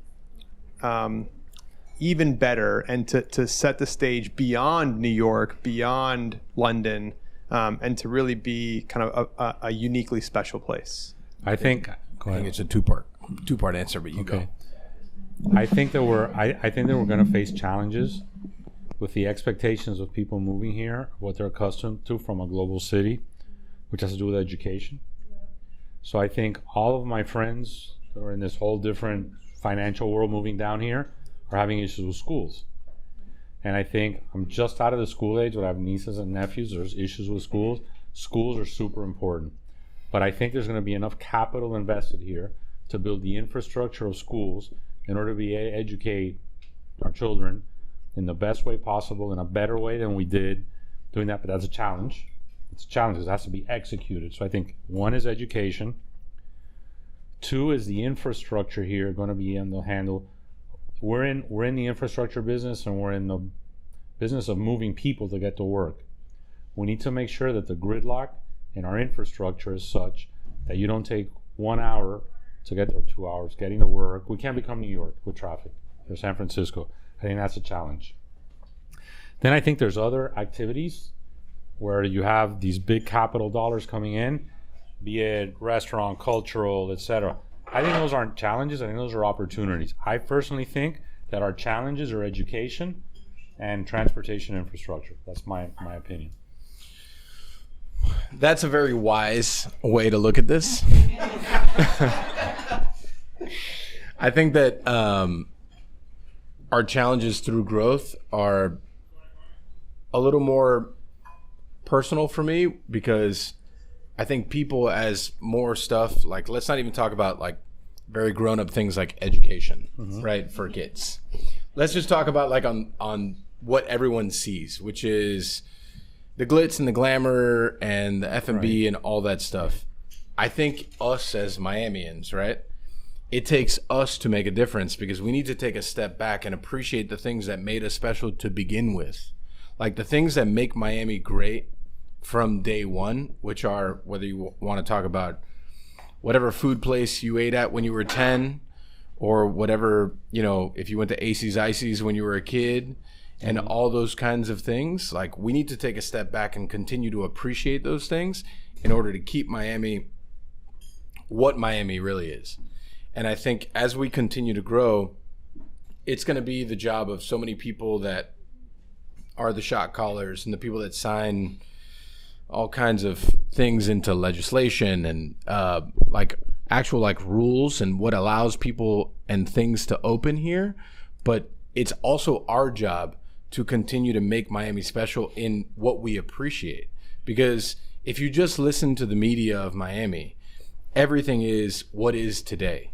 We need to remember what was yesterday so we can appreciate what makes this city fucking special. Because if not, we're fucked, right? Like, we're incredibly screwed, because we are just going to be what San Fran has been for the last 20 years, right? Which is... That's a wicked balancing act, right? Like, you have a whole culture around the future, right? Like, around blockchain, around Web3, around building a tech-based city, around an evolution in sports and things like that. And then you have us that grew up going to the Ventanita, right? Like that culture almost is second fiddle to this evolution, right? Like, how do you preserve it? Like, how do you make sure that as the city evolves, you keep that culture, you preserve the importance of things that we grew up with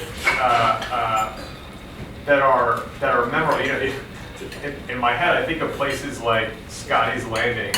Different place, right? Like, I love that place. Like it's a different spot, but that's a place I grew up going with my father and like having burgers and like growing up in. So those places are no more. Like, that is evolved as any city would. But I think what you're stating is really important, preserving the culture. I just wonder how we do that over the course of time. I mean, people and not faking the funk. Like, I mean, every day people will talk about like the new Carbones of the world instead of talking about our betters. You know, like there's absolutely nothing wrong with our betters, and people will continue to do that if we let them. And I think that, you know, part of my mission as a human has been to try to preserve what makes Miami special as much as I can, and the culture of Miami as much as I can, because it will be forgotten. People are, in today's world, everyone wants to just know what's happening today. They don't want to remember all the history that's been here. So it really takes several of the people in this room and other people also, which is just to remind the world that like there are several things that make us fucking great. So it is a very interesting balancing act, right? Because we are in this incredible moment of growth, and everyone's like, let's take all the dollars that we can, and that's cool, but let's also put the dollars that we can into the things that matter, that made us this way that we are. So anyways, Chef Manny, the floor is yours, sir. All right, guys. So the entree tonight is called Noche Buena. So this is ridiculous. So these are all flavors that we grew up eating, right? So you have your porcelé belly that's been stuffed with a sausage and a maduro. Then we have Curtis avocado with Curtis is our dishwasher. He has a He has an avocado tree. Yeah. So it is Curtis avocado. We have sour orange gel and then a colotura mojo. Love that. Thank you. This is really good. That's all right. Yeah. Take your time. I'll just while you're eating. This is probably the 8th iteration of this dish that we've had. We have tried to recreate the flavors and the feelings of Noche Buena so many times and failed. This is amazing. I feel like we've failed so many times, but every time we do it, we get better. Noche Buena is a feeling. It is a culture. It is a moment. It is a thing that I think only people in Miami can understand. That is incredibly special.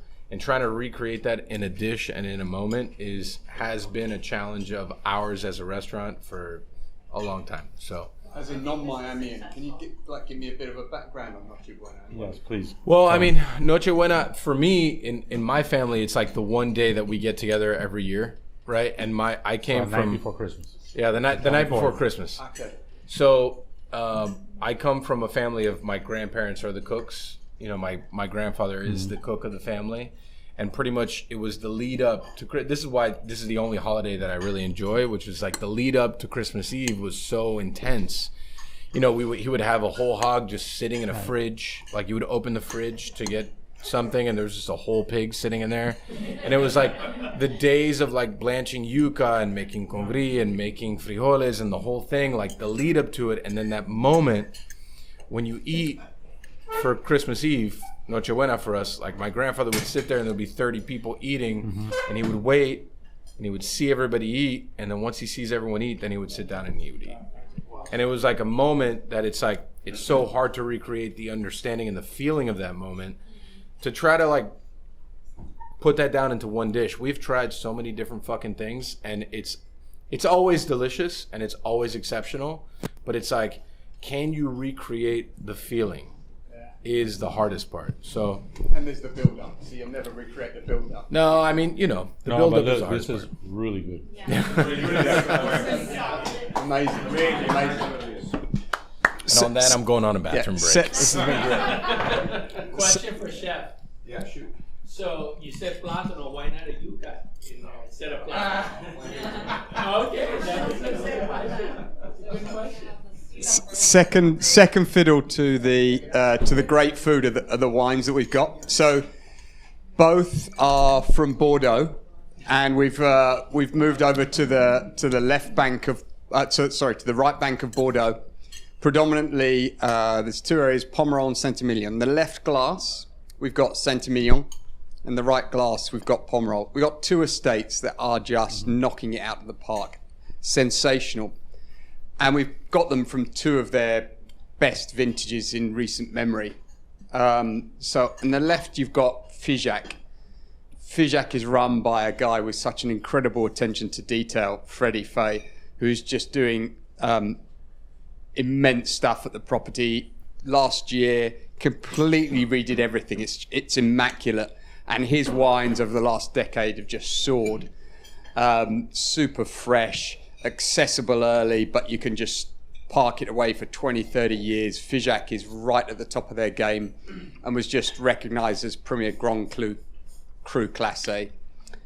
And actually, the sort of anomaly there for Figeac is that in Saint-Emilion, you would usually expect Merlot, but it's got a lot of Cabernet Sauvignon in there, which gives it a sort of bit more backbone. So it's a bit more structured than you'd usually get from a Saint-Emilion. And Conscient is from Pomerol. Pomerol is basically a hodgepodge of little properties, mostly on clay, mostly Merlot. Conscient's a bit different in that they have a bit of a patchwork, and it borrows a bit of land in Saint-Emilion as well, limestone. Super fresh, very well known for being really silky, 2009 was a vintage that was just massive in every way. So massive on fruit, alcohol, tannins, acidity, but somehow they pulled it all together and you get a balance. It's like a turbocharged wine. And 2010, a little bit more structured, a wine that you can tuck away for a very long time, quite correct. Nice to see alternative years side by side and a bit of a comparison. And they both offer enough seriousness to be able to sort of handle that great food. Love that. So, I think we should just like touch on the elephant in the room, right? Mm-hmm. Which is the state that kind of Cuba is in at this moment. Mm-hmm. I think where we're all at is, I think the world in general is at a place that they don't quite understand what's happening. I know that we here in Miami understand what's happening, but for the 22 people outside of Miami that listen to this podcast, it's really only 22. So, in total, yeah. I think it's important to note that, like, we are at a very interesting kind of like crossroads, right? And, you know, me knowing you and knowing your background and stuff, I think you could speak on that a little bit better than a lot of people can. Look, I think the situation in Cuba, and again, it's hard to explain, but it's tragic. It's I've got all the emotions out. It's frustrating. It's like all the gamut of emotions that go into things that make no sense, that don't take any type of historical sensibility.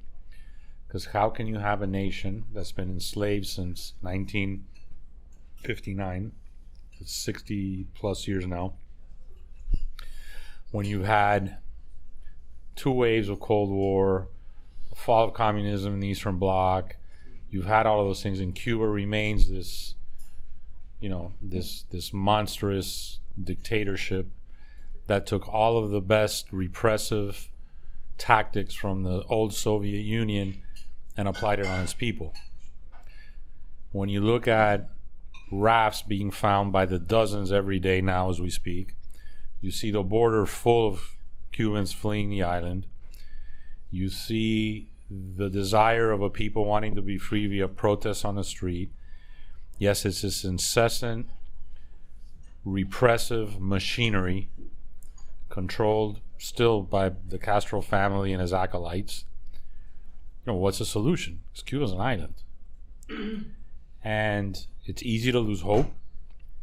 It's easy to ignore, right? Like most of the world has ignored and will continue to ignore Cuba. Right.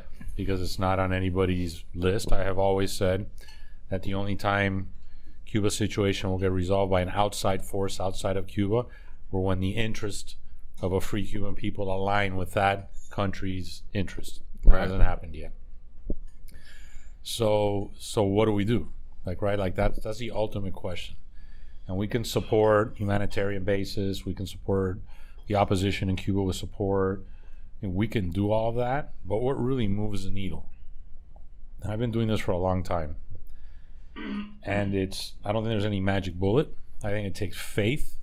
I think if you look at the models of countries that have gone from a totalitarian system to a free society in a short period of time, there's been shocks in their systems that weren't anticipated. Are we in that shock moment? I don't know. No, I don't know.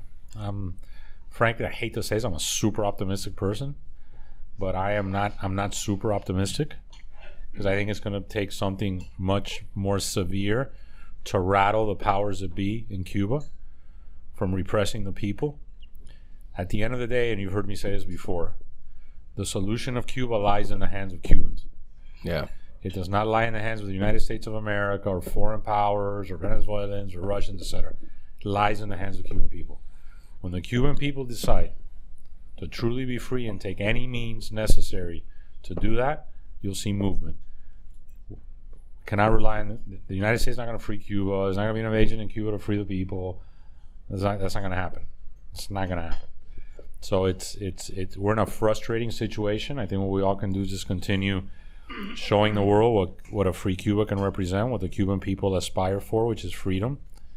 I think there's been a tremendous shift over the last 20 years.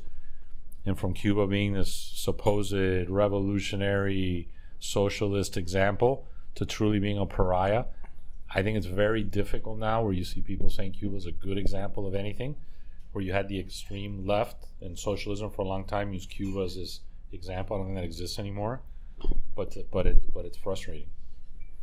That's all right. Do you feel like in the last 2 years there's been more of a push or no? I think so, because you start seeing exhibits of opposition publicly that you didn't see before. Right, from the people. From the people. I mean, it's evident. Right. That's good. Yeah. That's good. Yeah, I mean, and it could have been, I mean, we only see what they want us to see, right? Yes. And then once we're seeing what they don't want us to see, then they cut us off from all vision. Like, you can't see that. You can't. They can't take back or control back what's happened. I think there's amazing momentum. I think everything that's happened is a good thing. But I think for decades we all believed that what mattered to the Cuban people was only the political speech, right? Freedom, democracy, those values that we all hold dear. Put that aside. What the Cuban people truly want is to be able to socially survive and be able to provide something for kids and put food on the table and do those things. Because when you've been taken away, when you've been basically you've given nothing and you depend totally on the state, it's a bad thing, you become subservient to the state. And as you see people now go beyond that barrier, right? That barrier of the Comité de Defensa Revolución, the people on the block who spy on you, what you want, and you're going on the streets and you're repelling the police, right? Of arresting someone who's doing something peacefully. And those are all great signs. So is there movement? Absolutely. But again, people get we get impatient. We want it like yesterday. Right. I mean, I see you over there with something to say. No, I was we're on a weirdly timed situation for our podcast today. Are we? So yeah, we gotta get upstairs at a certain point. Okay. All right. And we're still, we're gonna do Q&A things. Oh, we're gonna do Q&A things. Yeah. Is it time for the Q&A things? I think it's about time for the Q&A things. I want to transition into them by having a thanking people and also having a few people address the we're gonna talk. People here. are gonna talk. Yeah, so we'll transition into the people talking with some thanks. I want to thank Jorge for agreeing to do this thing that is like way beneath his station. This is beneath all of you to be doing this. We're underground. I'd have to agree. We really actually, are. You really all have like lowered yourself under area to do this thing. So thanks for that. Thanks to Mike for putting up with this light that I put up in the rafters. I know it's been his favorite part of the day. I know. Mike is not a fan of lights, and I put one right in his face. Thanks to the sponsors of this dinner. That's the people that you see in those frames over there. Aquapan and Pellegrino. We've got Courvoisier. We've got Bordeaux Index, which of course we've been hearing from Doug. Doug, thank you for guiding us through so much of the booze here. And D'Artagnan Foods, which also sponsored the thing. Unfortunately, there's nobody personally here for us to thank, but it's cool. I buy enough of their stuff. They pitched in. Well, it's fine. That's why you're not selling the ads around here. So thanks to all the sponsors. Also, going back to Courvoisier, we've got Joanna and Eddie here, and I know that we were gonna. I don't know if you want to do it from your seat or if you want to come up here. We wanted to talk about. Oh, get on up! Come on, I want. Yeah, let's go. You wore a jacket and everything for this. Come on. You wore a jacket, nice kicks. Come on. Oye, the pocket square. I was going to say the same. Tremenda pinta. Yeah, tremenda pinta. Okay, that's fine. That's a lot of pinta to be saying sitting down, I took a shower today and everything. Here you go. Okay. You want to go first? Yeah. Hi. First of all, thanks to Nick and Mike for having us this evening. I'm Joanna Peña, as he mentioned to you. I work with Beam Centauri. I run the East Coast for multicultural marketing. I think we touched on a lot of things this evening, which brought a lot of joy because it's what I do for a living. I put our culture in the brand's hands, like brands that historically would never have spoken to a Hispanic consumer. I create programming to, bring our brands to other audiences and make everybody feel included, right, in this room. I'm also a Miami-born girl from Cuban-American parents. So I'm second generation Cuban-American. My grandfather was a brigadista. He went to jail for 2 years. And he lived his whole life working out of the Cuban Museum in Little Havana, the Brigadista 2506, right? He was the treasurer until he died a few years ago. And I'm not here to talk about myself or what I do for a living, but I'm here actually to talk to you about something that was born 5 years ago, because one of the topics that we kind of touched on earlier was legacy. And I think, what is my legacy in life, right? And I think one of the things that I learned from being a product of immigrant families and coming to America and wanting to, create the American dream and leave something behind is helping those along the way that identify the same, historically as us and have gone through some of the same struggles that we have. One of the things that really shaped my life growing up was hurricanes. I lived in Puerto Rico in 1989 when I was 5, and Hurricane Hugo basically wiped out my family's business. We relocated to Miami again. Hurricane Andrew came and did the same thing again, relocated me to Central Florida. So 5 years ago, we found ourselves after Hurricane Maria hit the island of Puerto Rico and wiped out the island, and where my family relocated to after basically they left Cuba. So what happened that day was something super unique. I think that in this industry, in the hospitality industry, there's something that brings us all together, and it's like when one of our brothers or sisters needs something, we call each other up and we say, how can we help, right? In that moment, I spoke to a lot of industry peers, and I said, hey, Puerto Rico needs us. Who's willing to step in and put their hand up and do something about it, right? Back then, 5 years ago, Eddie Fuentes was one of the first people I called and who put his hand up. He's a Cuban American, not Puerto Rican, doesn't have any ties to the island. Mike Beltran, another Cuban American chef, said, what do you need? I'm there to cook. And we threw a great event and raised money for Puerto Rico. And it kind of was what born Shaking For. It's a group of like-minded individuals, whether we're hospitality industry or other brands in the room tonight, could be a part of it. It's a lot of just like people that want to do good for those that are finding themselves in tragedy and a desperate crisis, right? And recently we've been kind of going through the same thing again. We had Hurricane Fiona once again wipe out Puerto Rico and Dominican Republic. Then Ian came, wiped out Cuba, wiped out Central Florida. And 3 weeks ago, we held another amazing event. The industry came together, lots of brands, lots of people donated their time. We're not a nonprofit. I just want to make that very clear. We are literally a collective of people that believe in helping others in the best way possible with whatever resources we have, right? Chef Mike, once again, thank you for being there that night as well, 3 weeks ago, to help cook. But we just wanted to make you guys aware of what Shaking For is and invite you all, if there's any way that you want to be a part of this, help people. I think, we just finished raising $70,000 at the event 3 weeks ago, which is going directly to the people in Puerto Rico and Dominican Republic. But the people who really need us right now are Cuba and Central Florida, who happen to be what make up Miami and Florida as a whole. And this is our local community of people that could really use your, whether it's donations for your brands to be part of our next event or whatnot. If you want to be a volunteer, resources, help out in any way possible. I'll pass it off to Eddie. Oh, that was great. That was a hard way to follow that up. All right. That's a hard follow. Yeah, that's a really hard follow. I'm not going to get there. But anyway, my name is Eddie Fuentes. I own 2 restaurants in Wingwood called Spanglish and Grails.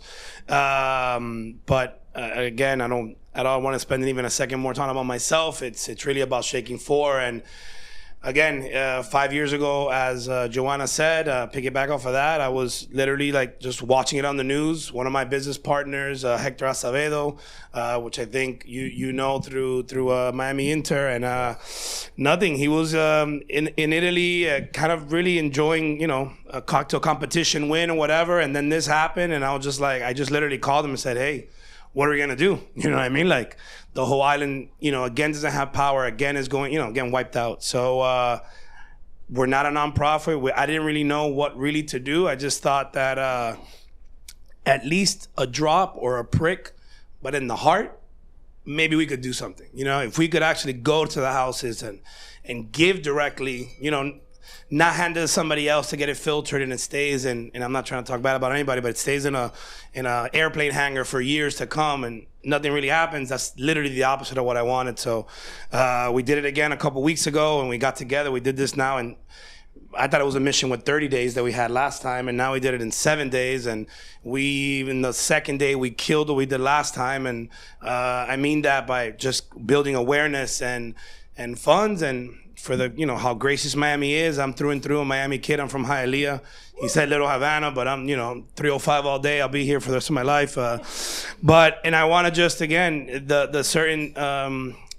I feel pumped up during this conversation and podcast. I was like, when you hit legacy, when you hit the first Cuban American, and again, not to talk about because of that is why you should be there, but more just because we belong. I love that, and just want to do my utmost to. I know it's going to be very, very difficult to even a prick or a drop in a community that I was fortunate enough to go once, and honestly that'll probably be the last time I go until it's free. And but just hearing it every day, the struggles and all this. So if we can do anything to figure out a way to make any type of impact to communities like Pinar del Rio that my mom comes from, and she gave up everything. I get emotional talking about my mom, but my family too. So all those struggles, they leave, they go to a country, everybody knows the story. So if we can do anything, we should. We are compelled to do so. And Central Florida too, obviously. Everybody's there, and it looks like, 92 with in Homestead, and about going back to structure. Hopefully, to answer a previous question, we do pay attention to infrastructure from under the ground up so that Miami is here 20, 30, 40, 50, 100 years after this. We need to do so. And who's going to do it? If we don't do it, nobody's going to do it. Just how if Cuba doesn't do it for themselves, unfortunately, nobody's going to do it. But anyway, I'll pass on the mic. Hopefully, I jerked a tear from somebody else, and hopefully there are resources and pockets. And nothing, man. Thank you so very much. I appreciate everybody here. Thanks, Mike and Mr. Mas, and thank you guys. Appreciate it. You got a Mr. Mas. you got a Mr. Mas. You got a Mr. Mas. So I know all that's going to be very difficult for the next people to follow. So I want to take an opportunity to thank Petey the dog for not making a lot of noise during the podcast. Petey has been a model guest. Didn't even ask for any of the wine. He's just been happy with his water. He got a bad haircut. He got a bad haircut. He got a the terrible worst fucking haircut in haircut the history of dog haircuts that I gave him last night. Only Nick. Thank you. Are we actually going to do a Q&A now? We're gonna. Okay, so I brought that up. Now I want to just two more people I want to bring in. Diego and Susie, if you want to just say a few words about, just because I want people to know what you're about to be given. There's some gifts waiting for you upstairs, and I know that you two contribute to something. So that is, I think what we've done today here is amazing, and there's a lot of talking points that are close to my heart about the community and about who we are as a society and how we evolved as a society, because I think that is ever so prevalent into what we do today and who we become tomorrow, right? Visionary that said, see something very true to me, that is, I didn't know what soccer was, but I invested in it because my community is bigger than who I am today as a Cuban American. My wife's a Cuban American, but I am a Colombian, and he said, I think that there's a bigger scope. There's an Argentinian, there's a Brazilian, there is Colombians, there's Uruguayans, there's everything, and people like Chef, right? Like Chef that brings, this Cuban culture into a plate that we can all enjoy and bring different styles and different flavors. I think those things are important to us today, right? I'm a finance guy through and through. Originally, is who I am. I lent money to homes, right? You guys want to buy $300,000 house, a $3 million house, you want to build a house, that's what I do, right? But my passion has always been the kitchen. I'm a guy that wants to barbecue. I'm a guy that wants to, be in the kitchen every single day. That's what I do. That's out of my world. COVID happened, and COVID told me we're gonna sit in the house all day long. And I told my wife, which hates me at this point today because I give her so many jobs, all right? Because I do finance for a day, so she just wants to go ahead and carry all my ideas. So let's build a barbecue that nobody has in Miami. That the barrel is born. So the barrel is a very traditional way of cooking in South America, which is indirect heat, right? You guys have been to 1,000 restaurants in Miami of South American that you see the meat hanging, but you never see actually the heat. That's what we do. So the barrel is indirect heat, amazing flavor, right? Lump charcoal. You get this wood flavor, which is just something that nobody's ever tasted, and we brought it here to your house. So you don't have to go no longer to a restaurant to get that type of flavor. We brought it to your house. It's amazing. It's great. It is literally my baby project. We've won many, many awards at a lot of competitions for being a restaurant, but I'm like, I don't have a restaurant. I sell the product. And every last time I said, like, oh, you guys don't actually have no, we don't have a restaurant. We literally sell the product, right? So that's our baby, and through that concept that we had, we started serving our signature dish, which is the chicharrones. We do chicharrones, which is, if you have the Hispanic to know chicharrones, pork belly for my gringo friends, but for us Hispanics, we do a chicharron that's not fried, and you get the crispiness that is amazing, and it's just a crowd favorite. We started serving it with a little bit of my grandmother's hot sauce, and that was just a topping. That became a business on its own. So now we have Abuelita's hot sauce, which is literally the best thing in the whole wide world. Everybody tells me, forget about everything else. It's the hot sauce that is the greatest thing. So that's why we're here today, right? We support the podcast. We are big fans. We're going to continue to be big fans because this is literally the best podcast there is in the world. I'll say it 1,000 times. My wife's like, wow. We do say it all the time. Jeez. She goes to me, Diego, again, I'm like, yeah, can we throw more money at it? Because we just love it. Yeah. That's ads at DadeMan.com. And she goes to me, you're not tired of just doing finance? Why don't we get to the food? I was like, no. I let the food go through the food. And we're just so very, happy to be here with everybody. Thank you so much for everything that's gone on. We are also big fans of everything that has to do with giving back to community. I think our foundation, what we've done, we probably sent like 10, 18 wheelers to the West Coast, right? Probably we always raise money. We're always in the community. We have another coffee business, so we'll talk about another time. But through all those things that we do, I think we've done 3 or 4 or 5 years out on the West Coast. We do a bunch of stuff to give back to the community because, like I say, there is no community like the Miami community. We're so diverse and we're so in tune to how diverse we are that I would not want to live in any other city.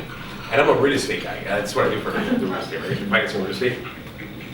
It is the best investment you can make in this world, right? Miami just has everything going. From what these beautiful people are doing, right? From the food, because our food culture is just blowing up, to everything else that we have. It's amazing. Thank you for having us, and thank you. And everybody's gonna get some hot sauce too. Yeah, we're getting hot sauce. Everyone gets hot sauce. With a little bit of ice. Oye, para que how do we get chicharrones? Oh, that's a question. The chicharrones come too, though. There we go. It's the last time no see. Okay, we're close to chicharrones. Now the floor goes to Chef Manny. Yeah, before we get the mic to Jonathan for the last word on those gifts that are upstairs, Manny, let's wrap up the dessert. Tonight's dessert, we have the area cigar. It's going to be a Manjari chocolate with a hazelnut mousse, espresso ice cream, and that's it. That's it, guys. The cigar is phenomenal. The cigar is incredible. Okay, let's do the wine. So alongside the cigar, not the obvious choice, but I went with sort of classic Bordeaux. So we've skipped over the river to the left bank. Ponte Canet, 2003. That is Cabernet Sauvignon dominated. 2003, a vintage that is well known for being the hottest on record, only surpassed by the one we've just had. So very rich, high alcohol levels, really concentrated. There were small little grilled berries at the time. But I think it's a bit like sort of mentally thinking, does sort of cherry go with chocolate? Like my idea is that instead of a sweet wine, I think sometimes it's quite nice to have a sturdy Bordeaux against a bit of chocolate. Love that. Yeah. There we go. Hope you enjoyed the wine tonight. Yeah, we did. Thank you. Thank you. Amazing. And then finally, last person I'll pass the mic to is Jonathan Drew, who just on a sort of personal note, very exciting for me to have you here because Jonathan is the founder of Drew Estate Cigars. I was the senior editor of Cigar Snob magazine from 2013 to 2020, and Jonathan has fed me many, many times. So I'm glad that I finally got to invite you here for a meal. I feel like I now owe you another one because of like the over-the-top gifts that you've brought here. But just take a moment, let everybody know, what the deal is with what they're about to. You get a candle and everything for this. Just so you're getting a special lighting. Very sexy. Even more so, I have Patrick fuck ton of your cigars. They're always exceptional. I really appreciate you being here. Thank you guys. So, my name is Jonathan Drew. I guess every gathering, every space needs a bad guy. And that will be me. I am a New Yorker.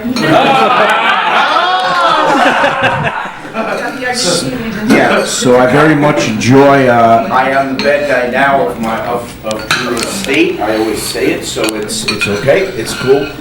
But very cool evening listening to Michael and Mas. It was way more than I had anticipated tonight.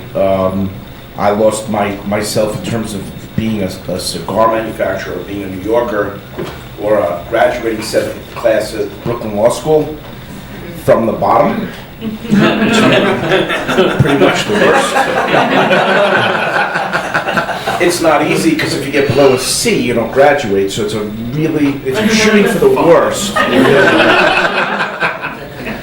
But listening to you guys tonight and thinking a little bit about my experience and just a quick introduction. Not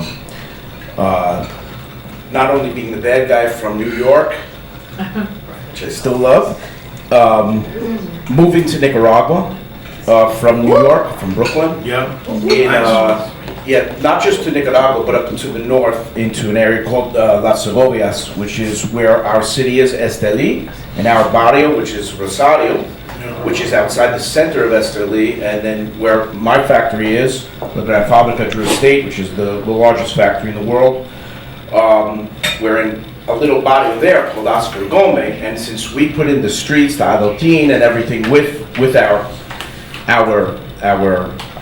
alcaldía, our government in Esteli, which is the most Sandinista of all the Sandinistas, we built our town, which became Oscar Gome Dos, which is very interesting for a New Yorker who couldn't even really say, por favor, agua, like that was about the end of it. So landing in Esteli in 1998, right after the hurricane, after Mitch, where 10,000 people had died between Nicaragua and Honduras, and literally moving there, then just a lot of the conversation tonight took me back to a lot of pain, took me back to a lot of what I consider to be where we ate apples sometimes to eat, or bought a car, and so that a week later, because it just didn't work out, and we needed the cash to take a little lot from Padron or from Plasencia, who allowed us to partner with them.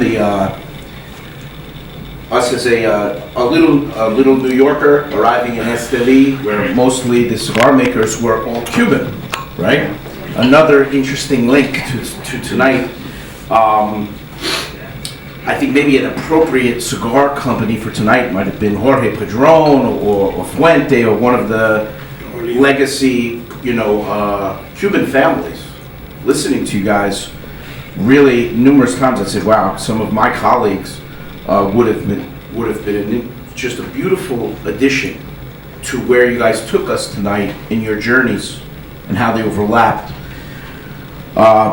But I think that's also interesting, like I said, being the bad guy, also being the outsider, right? From most of you guys in the room being either really, we have a gringo, so I feel a little bit of love. We're not that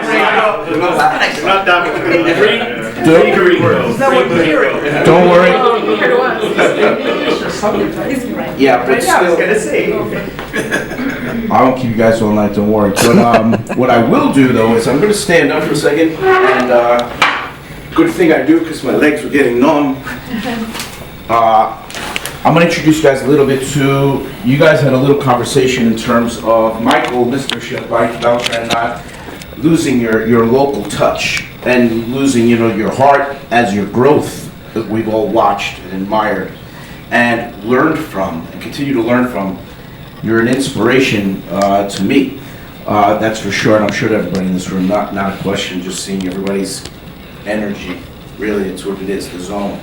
But tonight, Nick asked if for us to come. I said, hey, I'm going to come. I'm going to bring some nice products for everybody, whether you smoke or not.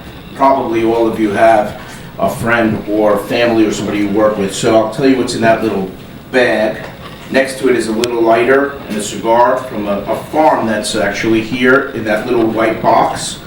That's in Orlando. It's the only farm for tobacco, for premium tobacco, in Florida. And the guy who grows that farm and owns that farm, I'm the godfather to his kids. And I process all that tobacco. So whenever you think about a premium cigar, you think about the seed, you think about the country of origin of where it's from, and then there's the processing, what you do to the tobacco. So everything that I gave you guys tonight, or that we gave you from Drew Estate, I gave you a couple of these and a couple of that. This one I'm kind of excited about. It's kind of outside my space. You guys, we did this thing with Metallica 2 weeks ago. We released it. It was kind of cool with the main guy, the singer, James.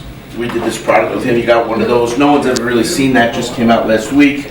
This is the biggest brand in the United States. Acid. It's about $50-60 million a year doing that.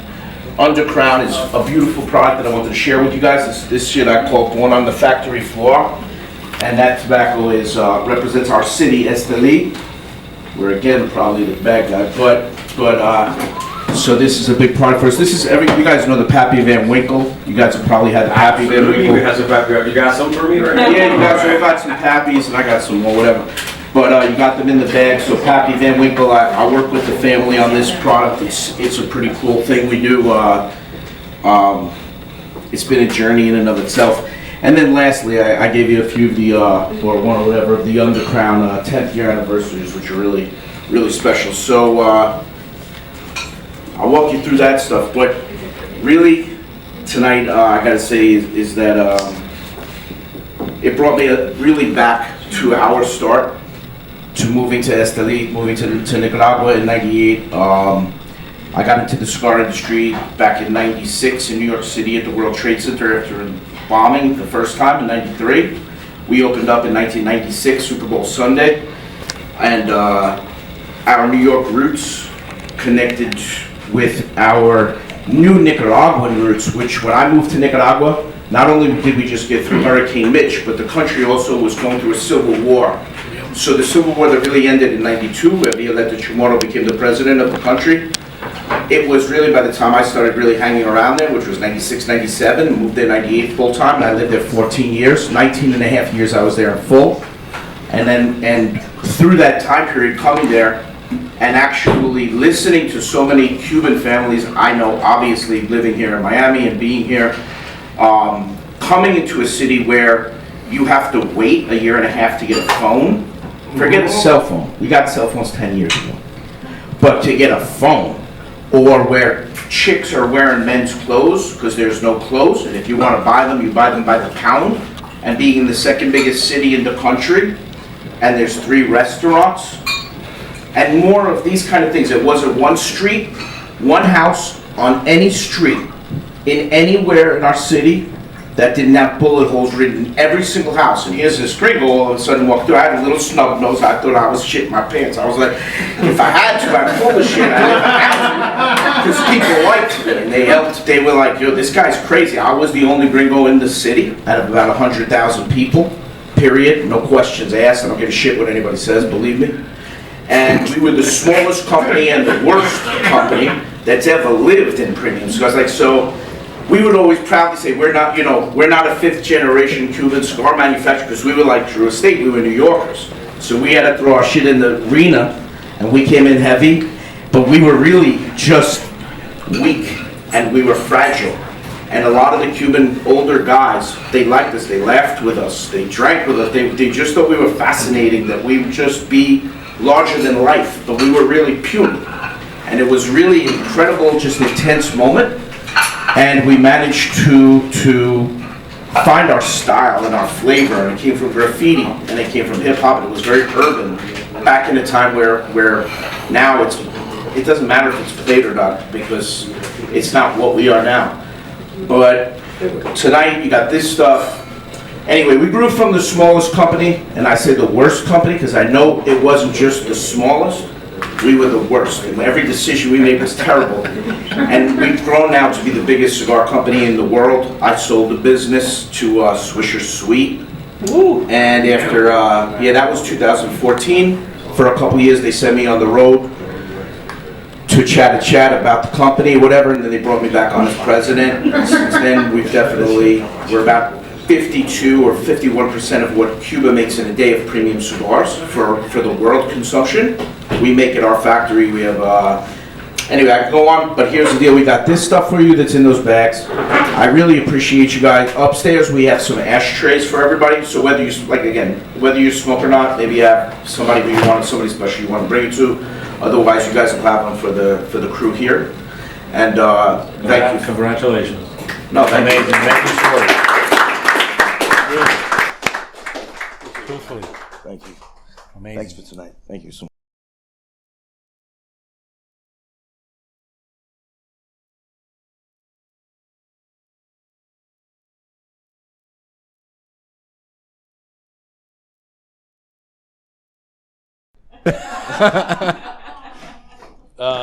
So I know we talked about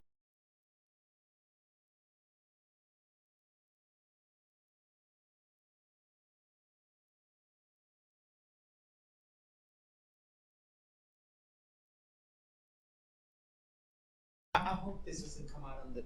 Anyways, It's gonna come out on the thing. Oh, it's good. Now that you said that.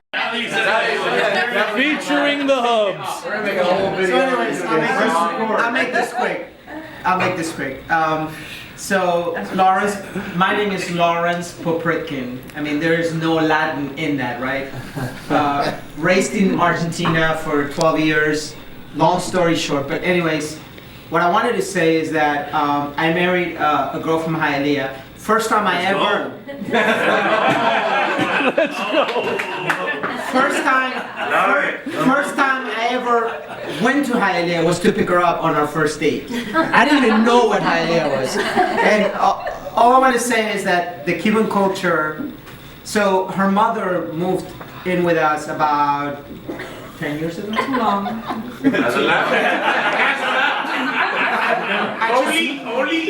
The only thing I want to say is that it's a really interesting culture. One that I learned through her. She was born in Hialeah. She's a Marielita. I was not born in Hialeah. I mean in Cuba. Marielita? Yes. Right. Came in that. Yeah, same shit. But all I wanted to say is that when you guys talked about, you know, the challenges in you know, with all the influx of people coming into Florida and what are the challenges, and all I have to say is her mother. So her mother, born and raised in Cuba, I don't know how old she is, in her 70s, whatever, been living with us for a while. And I think that one of the biggest challenges is going to be to make sure that these people have a voice. Because it is very easy, like this lady has lived with me for like 10 years, and she just wants to share her experiences. And her experiences are the real deal. I mean, these are, I don't know how old, 70 years old, I don't know how old she is. But like, this is a lady that has lived through the best of times in Cuba and the worst of times. And it is so easy for her to start talking and for you to just kind of like be like, okay, I'm just moving on to like my life because this lady just won't stop, right? But I really feel, I just wanted to say that, and there's a lot of influential people in here, and all I wanted to say is that I think it is one of the biggest challenges has to allow these people to have a voice.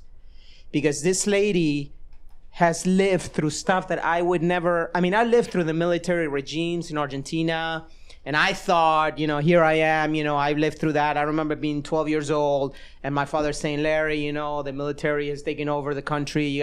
This is nothing compared to what this lady has told me over the years. And I think that again, there's a lot with her, but I feel like one of the biggest challenges has to be a lot of these people. It has to be to allow these people to have a voice.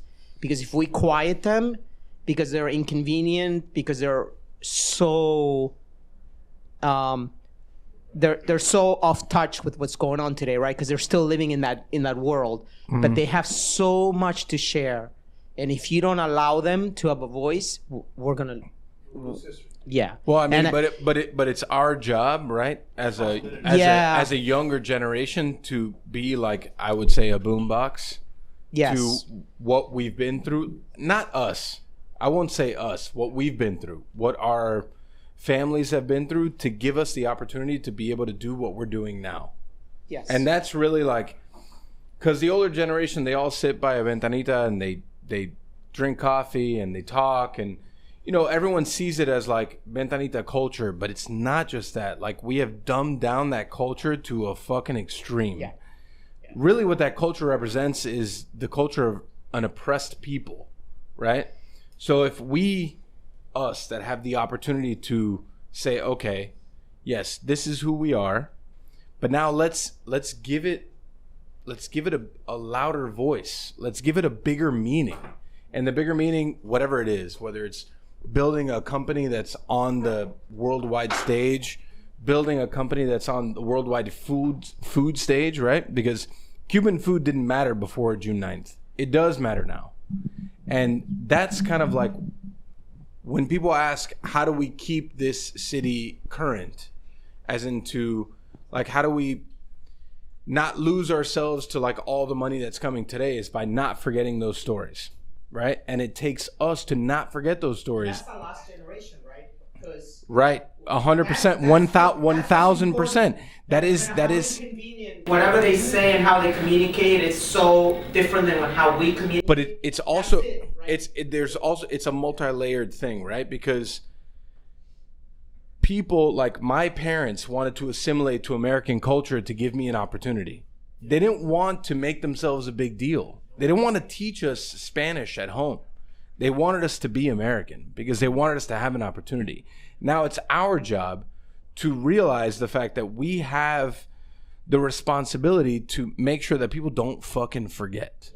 And that's giving a voice to everyone that's drinking coffee by a window, eating croquetas and pastelitos. And that's why me and Nick have this conversation all the time, which turns into a bunch of shit. But it's really just more like, you know, people have dumbed down ventanita culture to this thing, but there's so many real facts and real shit that's being spoken there that people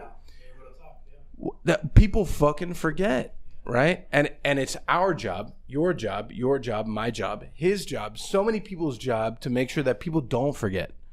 They're not allowed to forget. Around me, they're not allowed to forget. I know around Nick, they're definitely not allowed to forget.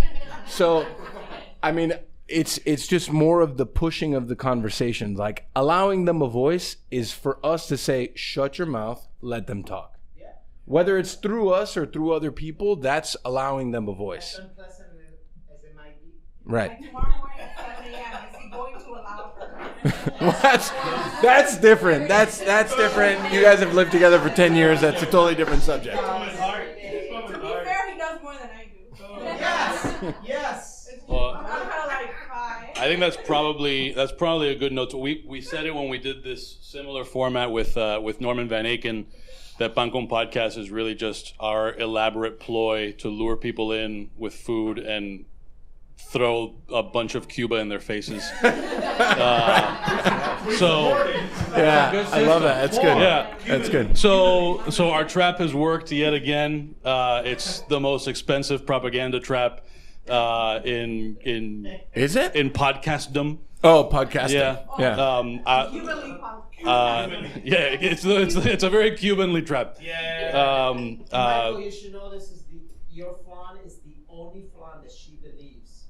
I told you. I love She that. believes. That she I believes love it. that. We've arrived, people. believes the flan. If the Cuban people believe in my flan, then we have fucking arrived. We have fucking arrived. A flan with the mushroom caps? No, there's another one. You haven't been there yet. There's another one. There's another one. More importantly, she loves the creamy flan. Oh, okay. All right. Yeah. We're not going there. We're not going there. We're not I've going. said it a minute. Yeah, you just gotta Nick, put it back. wrap it up. Yeah, Wrap this so- shit show up. Jesus Christ. So thanks to everybody.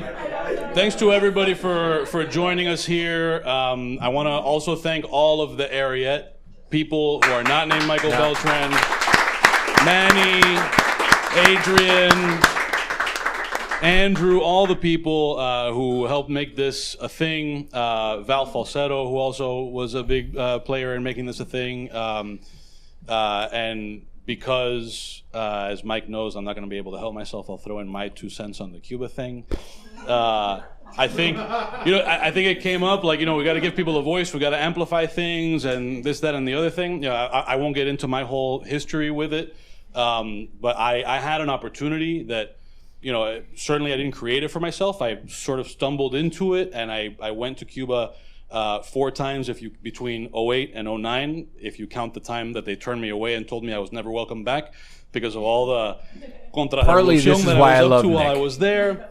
And ever since July 11 and this is a thing that we've said multiple times, we'll expand on it in an episode that has been recorded but not released. A lot of the talk of the Cuba thing has been, and I think this applies to any country, any cause, any whatever, has been about, you got to amplify those voices, you got to amplify this, you got to give them a voice. And yes, that's true, but it's not a Cuban issue, it's a human issue. So sure, tell people what other people are saying, but also participate. If you have an opinion on Ukraine, if you have an opinion on what's going on in Nicaragua, then you don't even have to be Cuban. Have an opinion on Cuba and say what you think and participate in the conversation and contribute in some way. And leave yourself open to being wrong if that's part of the thing. But participate, contribute. It's closer to us than a lot of things, and really the distance doesn't even matter, right? So participate in that or whatever it is that you feel strongly about. It doesn't have to just be about amplifying other people's voices. You have your own, and it's as important as anything else. So somehow I've managed to commandeer the thing. I'm glad I stopped at 3 drinks. I don't know if I would have been capable with more. Yeah. So that's it. It's over. This is the end of the podcast. Wait, before it's over. George, thank you. No, thank you. I appreciate you. You're one of my great friends. I appreciate all of your wisdom and everything that you've added to my life and everything that you've added to this whole thing. You are an inspiration to so many people. Thank you. And now for the lightning round. And no lightning rounds today. But thank you again, man. I really appreciate you. Yeah. Always here for you. We're done.